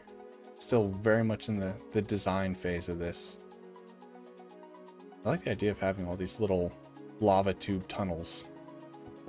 I mean, a little bit more of a pain to put in than obviously light once this thing becomes hollow, but I think it'll definitely add to the build, add a adventure mode aspect of it for when we do eventually do world downloads. Add these little things that could have Easter eggs or who knows what else. Yeah, that would be neat. So that is one of my long-term goals. Maybe not so much as a content creator, but just as a Minecraft enthusiast, is I want to follow suit and create my own version of like what Trixie Blocks and Jaracraft and Shovel, what they're doing, where they're creating their own unique survival world filled with lore and Easter eggs and all these big amazing builds. That is a long-term goal of mine, is to take what I've been learning along the way and make that the culminating effort of something along the lines of that. We'll definitely need to name a lot of things in here, including the boats. And once again, that's where I'd love some help from you guys.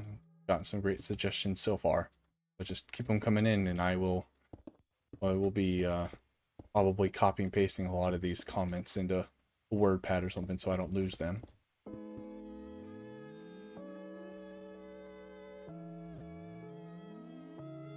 Yeah, while you've been chatting away in that, I've been in that stronghold where I've got that sand dipper.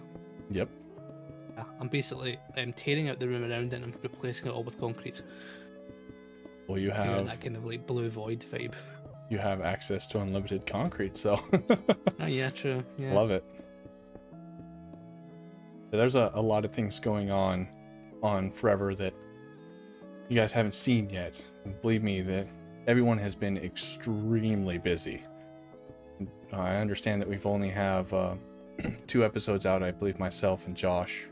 Not sure if his second episode has aired yet, but there's a lot going on. There are some big projects from other people for their quote-unquote starter build, similar to mine, but then there's a lot of just infrastructure stuff going on. He's talking about me. I'm definitely talking about some sand duping machines and crazy Minecraft stuff that I don't even know how it works, even though it's been explained to me several times. Yeah, that's the name of the game. For example, we have this super magical system that stops the obsidian platform in the end from regenerating. It's super cool. Science. Yes. Guess I But could. no, that... I'm sorry, go ahead. Oh, sorry. Oh, no. That's okay. You go. Oh, I was just kind of taking the suggestion from Clay to put in some tombs or somewhere in the cave. Why don't we take it one step further, and instead of it being a tomb, let's say like this area right here, we could try to find a way to put in like signs or hieroglyphics of like past adventurers or something inside of some of these like lava tubes. I think that'd be Oh, that's good. that could be fun. You guys have so many amazing suggestions. It's just a cheeky little bit of environmental storytelling. Subtle little things that can just add to the build. Yeah, Splash, it's one with the portal. I've got a video that's in the works. I've been working on it since December. I'm not even halfway done with all the projects I need to do. So we'll get to it.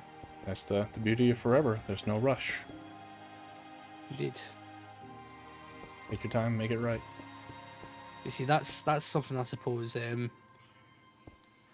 that never really sat right with me with other SMPs. It's as a technical player, I'm used to certain things like a gravity block duping and other things, and a lot of people aren't comfortable with that. So in most servers, it's not allowed, which is completely fair. But the fact that I'm able to do all my technical projects and everyone is super comfortable with it is fantastic, and the fact that we don't have to worry about, flooding a market, so like a shopping district, with super cheap sand or whatever because I'm duping it. Yep.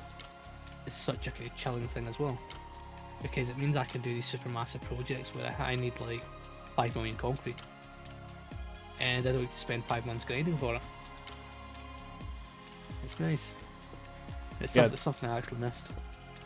That is something that we all agreed on when we were starting it, is that we didn't want to have a formal shopping district on this server. We're not by any means discouraging people from making a build and selling stuff there. But we thought it would be a much more personal experience if we had a more barter-based system, where it's the I need, you have kind of thing. Let's make out a deal, because it makes it more fine-tuned to each individual person, instead of, oh, I have to go grind out some diamonds so I can go buy this. It's one of those, well, I built a farm for this, you need this, I need this, let's trade, which has been working out fantastically so far. I think it's created much more interesting interactions amongst the players. Yeah, it's been my most favourite shopping experience, even though it's not really shopping, out of everything I've ever done. See, because back when I did SMP stuff heavily, I never really used the shopping districts, because I always like got everything myself with different farms and things, because that's what my content was. Absolutely. And it can be a little, I'm not going to say annoying, but it becomes a little repetitious when there are those technical Minecrafters who can come in and just build up all the farms. That's all they do, is build the farms just so they can take over the shopping district. I think it kind of ruins the motivation for others to build shops if 1 or 2 players come in, build 90 different farms, build minimum effort towards designing a shop, and then just sell all the goods in there. I think that takes away from what a shopping district should be. Yeah, it kind of reminds me of you remember when I was digging that hole, my starter base, and you popped over to collect things and you saw I was leaving diamonds to despawn. Yeah. And stuff like that, because it didn't mean anything to me. Like that's what a lot of technical players do, because obviously we can just build these crazy machines and get it all for us. Absolutely. That's one of the funnest parts of the game. We can play it like it's like a tycoon game. Yeah. And also that's just a playstyle, so there's so many different playstyles, but most SMPs kind of limit what you can do. But yeah, sure, if you agree for that makes sense. You don't grief, But if you're a technical player and you're limited, or no world eaters, or no duping. I mean, no duping for the most part is fine, but when it's sand duping, carpet duping, that sort of stuff, it's kind of more annoying, Absolutely. Obviously, general item dupes are bad. See, sorry, on you go. Oh, I was just gonna answer a comment, but if you want to finish your train of thought, go ahead. Oh no, sorry, I was done. Okay. Clay, as far as the idea of a ruined castle with trees growing from it, that is something that I do have, I'm not gonna say in the works, but it's a separate build, I think, for something that might be a little bit smaller scale. I think that this thing, the highlighting feature will be a lot of the unique terrain, and then the castle that Alex is designing will be like that crowning jewel. on top of it. So I personally want to be able to have my castle with like a ruined look to it with the tree. I think that needs to be on its own platform. I think that that'll be a good future project. Oh, looks like Splash is just giving you some very I completely just blanked out there. Yes, I do remember your base in season 1. You know, the big Vulcan starship. Oh, that was so nice. It was the fact that you had me build 2 piston bolts inside it, just to travel from one side to the other. That was so funny. Oh my. Yeah, like one of these days we need to show you this time. It's mad how big it was. I know I've saw her one ship. I think it was season 2. I don't think I saw a Vulcan style ship. Yeah, so basically, well, I don't want to spoil it for you because obviously we're going to show you at some point. But basically, what she ended up doing was she built like this hangar bay like first, so she basically populated it with ships, and then branching off from it, you know, you had crew quarters and all that. But she filled it with farms and different things. It was villager trading as well. Nice. Massive trading hall. And then she came to me with the what was it, a proposal. She was like, right, I need to travel from one side to the other, but super quick. Normally in like Star Trek ships, you have like turbo lift, so they move like super quick and go all over the place. Not just horizontally, well, not just vertically, but horizontally as well. So yeah, Splash asked me, yeah, can you build this tunnel bore? Not this tunnel bore, this. Sorry, I'm getting confused. This piston bolt. I was like, yeah, sure, because I had a machine that automatically bent all the rails for me. Nice. I still have it in my schematic folder somewhere, which I'll need to dig out because I plan on using it soon. And now all thing I had to do was place the pistons and the repeaters, and it was good to go. Okay. And it's funny because I don't think she actually ended up using it at all. Oh no. I used it a few times just to test it to be sure it worked. And yeah, like Splash is saying, we had to kill a bunch of villagers because of lag reasons. Because back then I wasn't actually that good at reducing lag as much as I am now. Uh-oh. Yeah, now I'm a bit of a wizard. Whereas back then I was more of an apprentice. Nice. But yeah, it was a really neat build, and you know it's a shame that because basically we didn't really get to enjoy it, the full thing, for all that long. So we moved on once it was fully built. I think we had like a few weeks at the end after it was finished to really enjoy, but that wasn't really long enough. Whereas on a server like this, you can build something and then come back in 5 years and it's still there. So true. Yeah, it's one of the reasons why I'm not moving to my mega build as quick. Well, I say my mega build, it's more of a giga build, to be fair. I've invented a new term, deal with it. Nice. That's going to be in every YouTuber's title. Yep. In like 5 years, you know. Trendsetter. Yeah, but this is the reason why I'm moving as slow as I am with this, because also I don't have any, you know, time limit implied on me. Yep. Unforced, I should say. But it also just gives you time to soak in the experience, to fully immerse yourself in. Well, it's more memorable. It allows you to play at your own pace. Yes. You don't feel obligated to hurry up and try to build all your farms needed. You can enjoy the early game if that's what you want to do. Oops, I'm digging out huge chunks of this.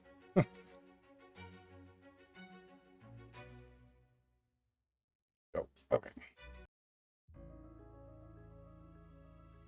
It's one of the reasons why I say the longer Permacraft seasons, the ones that last close to 2 years, are always the better ones.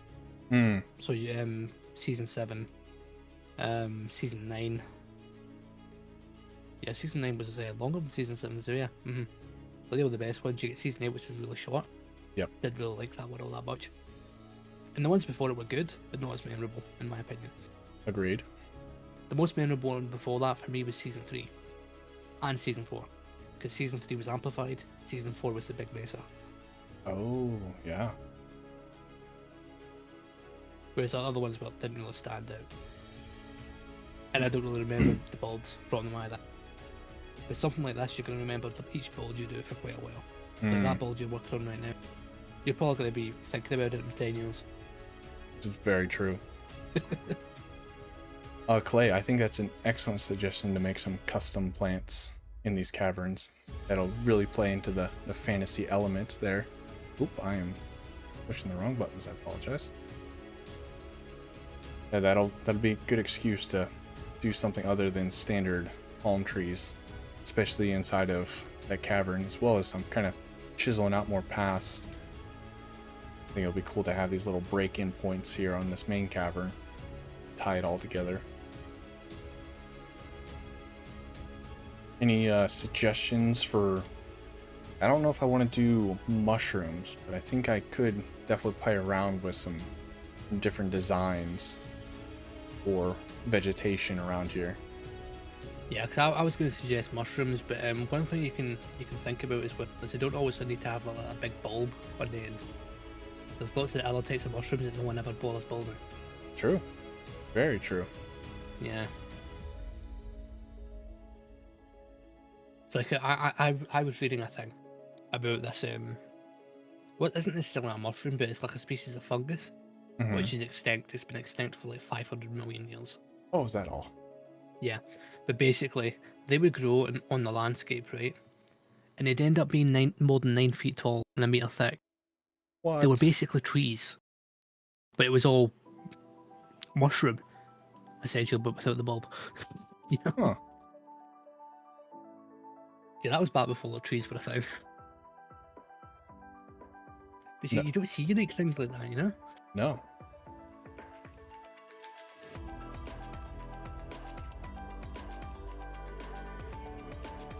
This area right here is screaming to me that it needs something. Oh, look at that. There's a perfect little... Ooh, yeah, let's connect that. A little poke through here. That's nice. I like that we're moving more into fine little details, I guess you could call them, in the shapes, instead of just focusing on the rough aspect of it. Axiom is perfect for this. Yeah, I haven't started using it for its intended purpose yet. I mean, basically been using it for quick access to like fly tools, so movement speed, and for the replace function, so you can just right click on a block and instantly replaces it. I haven't used it for much more yet because I haven't got to my terraforming phase of the project. But when I do, oh boy, Oh, I'm gonna go all out. This is the tool for it.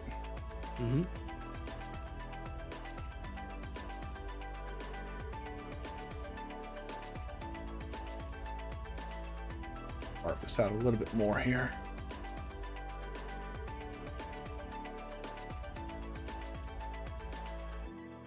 Like it. So even carve it out a little bit more. There. No. Carve.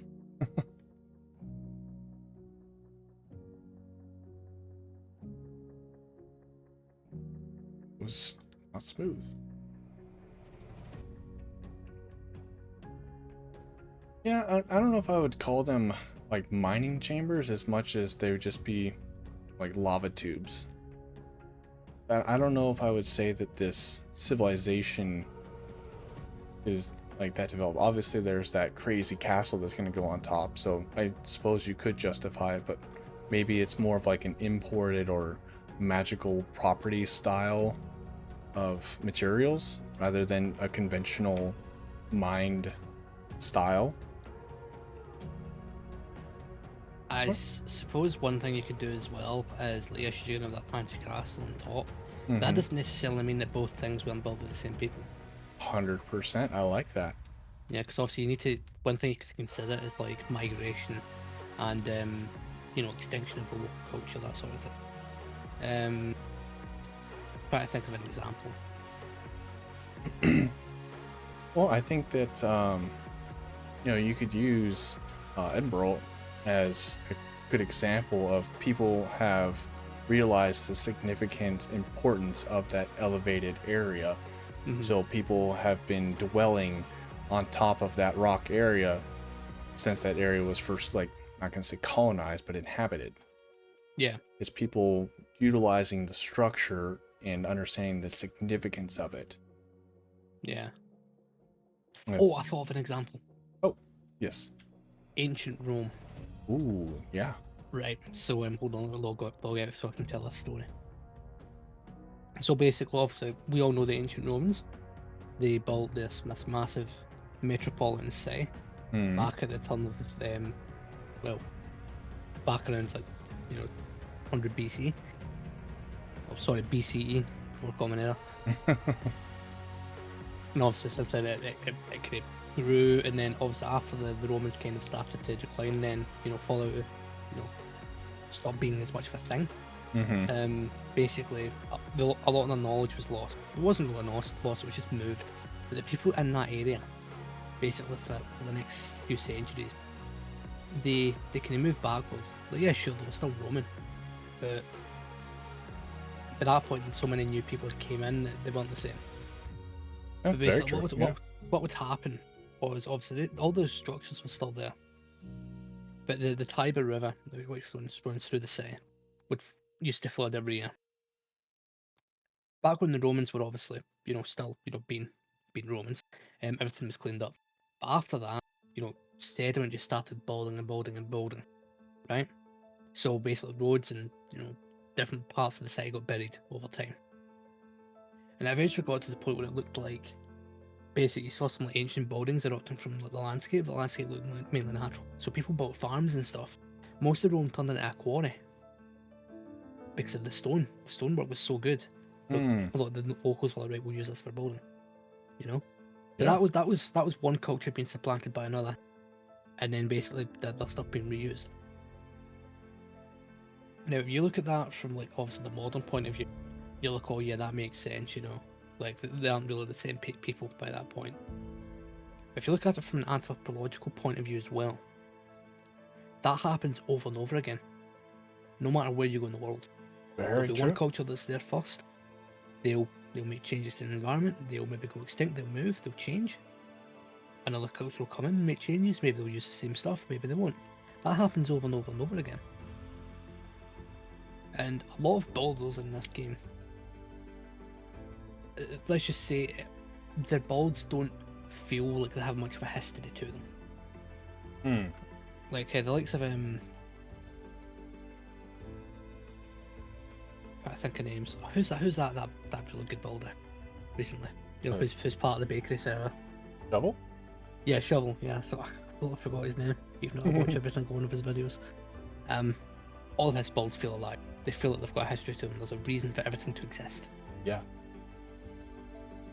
Other people who are building like mega bases and stuff, it just feels like those bases have been plopped in on top of everything. It has no reason for existing there, other than, oh, I had to make a video. True. That's what the game is missing. But when you start thinking about all these other factors that could impact the build, the build starts to change. It could be something as little as you bought a castle. Right, I'm going to have a crack in that outer wall. Why is the crack there? What happened? Yep. Was there a siege? No. What happened? Did the castle get sacked? Natural disaster. Yeah. It can quickly spiral from there. But it could also be little details like the construction of castles. The first culture that built it may have not had the technology to do round towers, so they were more susceptible to catapults and stuff like that.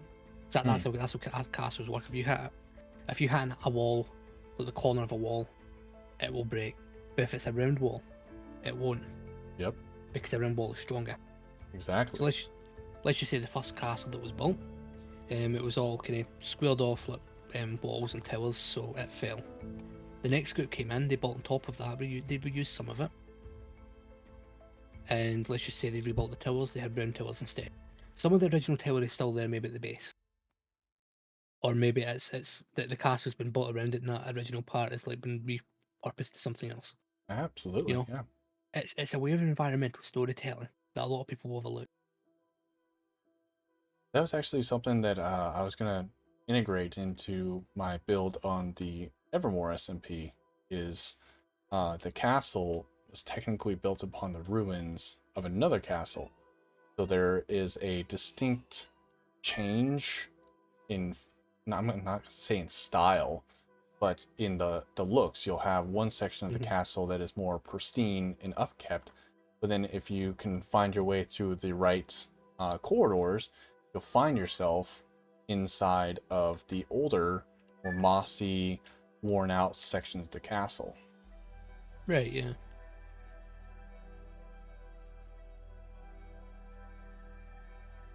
Yeah, it's like, as I've been more immersed in like history and stuff, and as I've been reading, because obviously I never used to read all that much. I've become such more hyper aware of these things that I went through the entire Game of Thrones collection. There's so much historic world building in that, it's insane. But it's talking about ancient cultures and stuff, and how other people have came in and have perverted it, and stuff like that. Yeah. It really gets my brain working, because I think back to lots of builds I've done before. It's like I used to have this modern city building series, so 2016, that's when I did it. There was no reason for the city to exist, nothing like that. I was just building for the sake of it. See, if I was to approach that subject now, I'd go into the history of the region, the country it's part of, trade routes, everything, before even deciding on where the city was. Because think about it, right? You put a city, close to like a natural port, natural harbour, somewhere that's close to other land links with other things, and it goes. That same logic can be applied to almost anything. It's like the idea we have to connect our bases. Where So- else we've got that long road. Sorry to cut you off, Death. If you could keep talking about what you're talking about, I need to run off right quick. My wife needs help with something, so Yeah, I'm no gonna worries. go ahead and do a quick little cut here. Let me right tab. Where is that? Yeah. Oh wait, sorry, wrong one. I'll be right back, guys. Yeah, no worries. I'll entertain the stream.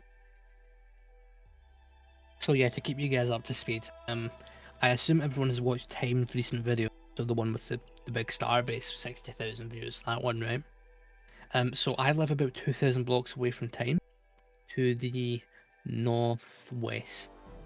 So northwest, that kind of direction. So we have several biomes between us, and I was playing with the idea. So I ran this by Time a few months ago now. I said to myself, right, here's an idea I've got. Why don't we build a road? Oh, you haven't yet, Splash. After this stream, you should totally watch. Fantastic video. That'll give you a kind of good feel for what the server is. But for everyone else that has, basically, that many times the idea was we're going to connect our bases via a road. So it's like 2,000 blocks long. The idea being that we can, what do you call it? Use horses to like walk the whole distance. Right? Now, along that, it's not just going to be one straight road. So, right, we'll have the road follow the contours of the land. We'll do custom terraforming, custom forests, all that stuff, right? Rivers and everything. So going along there, that's a long stretch of road. Why does this road exist? We need reasons for it. Is it a dirt road? Is it paved? If it's paved, then they see a reason for it.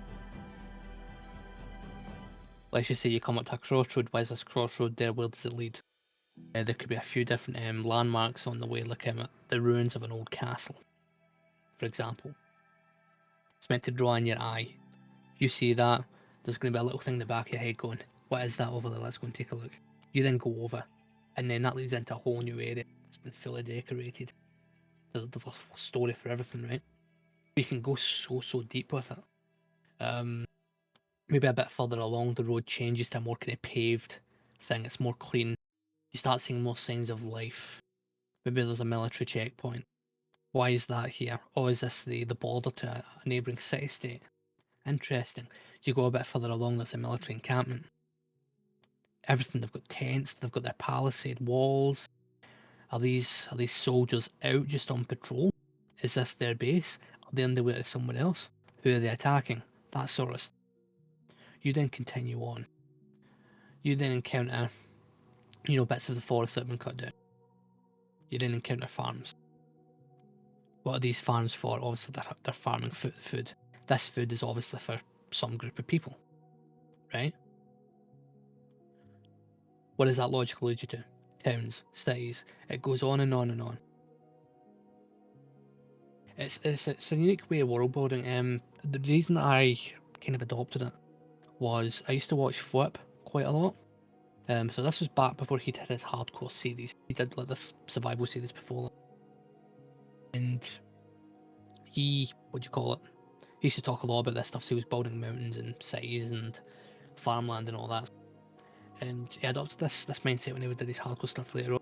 But basically, his logic is, right, let's just plan out a small project. Let's just say it's a mine. Okay, so we've built this mine. Who's working in this mine? How many people are there? Are they living locally? Are they living far away? Okay, let's just say they're living far away, right? There needs to be a road to get there. Oh, there's a road, there needs to be some way to travel. Are they walking? Are they riding on horseback? Are they in a carriage? Oh, they're in horseback and a carriage. Okay, so you need a stable. You need like a place to store your carriages, that sort of stuff. You can't leave that out in the open weather. You know? It's Logically, that like... Those Oh, are hello. all. I'm back. Thanks for entertaining my stream. You have some very, very good pointers for world building. I don't want to interrupt you. I just want to let everybody know that I'm back. Yeah, it's all good. It's like I said to the chat, like you can go on forever with it. You could actually take it to the point where you tell individual stories for each of your inhabitants of the world, if you'd want. It's mad. You could also like go into like political philosophy for each of your cities. Let's just say one city-state is capitalist, so they're all about buying and selling. Another city-state is the bad ideology, fascists. So let's not talk about that. Another city-state might be communist. It Yeah. goes on and on and on. Or you can have people that are more wandering type of. Can't think of the nomad. Yeah. Obviously, there's lots of different terms for those people. We're not going to use any of them because they're not politically correct. Yeah, there's. Let's just go with nomadic tribes. That seems to be the best thing because obviously that applies all over the world. Yeah. Let's just say it's a nomadic tribe. Where the nomad did they originally hold a piece of land somewhere? What happened to the original group? You know, Yeah. it's so easy to do world building for it. There's so many opportunities to create your lore and, like you said, the world building. The limit is really your imagination. It's actually that bad that sometimes I think about these projects and then I just lie there thinking about it to the point where I can't sleep. I need to go and write it down. Right? Yes. I actually have a Discord channel dedicated to, it's my own private one that I put in inspiration, stories, lore, it's stuff that, just like you said, you're laying in night, you're like, oh, that's really a good idea. I should make sure I write that down. Yeah, also I need to take a drink. I've got a cold and I haven't really been drinking enough. Yeah, actually, kind of thinking that we're getting close to the end of the stream here.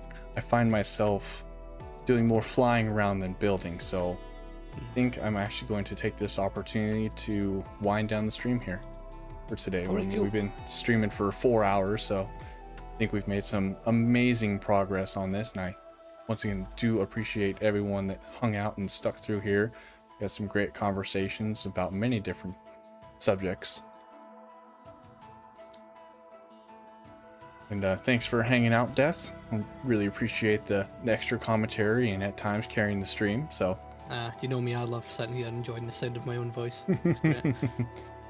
Alrighty, everyone. Well, I do hope that you enjoyed today. Let me flip around so you can actually see the build behind me. And yeah, let's pick back up on this another day. Now, I will see you guys next time.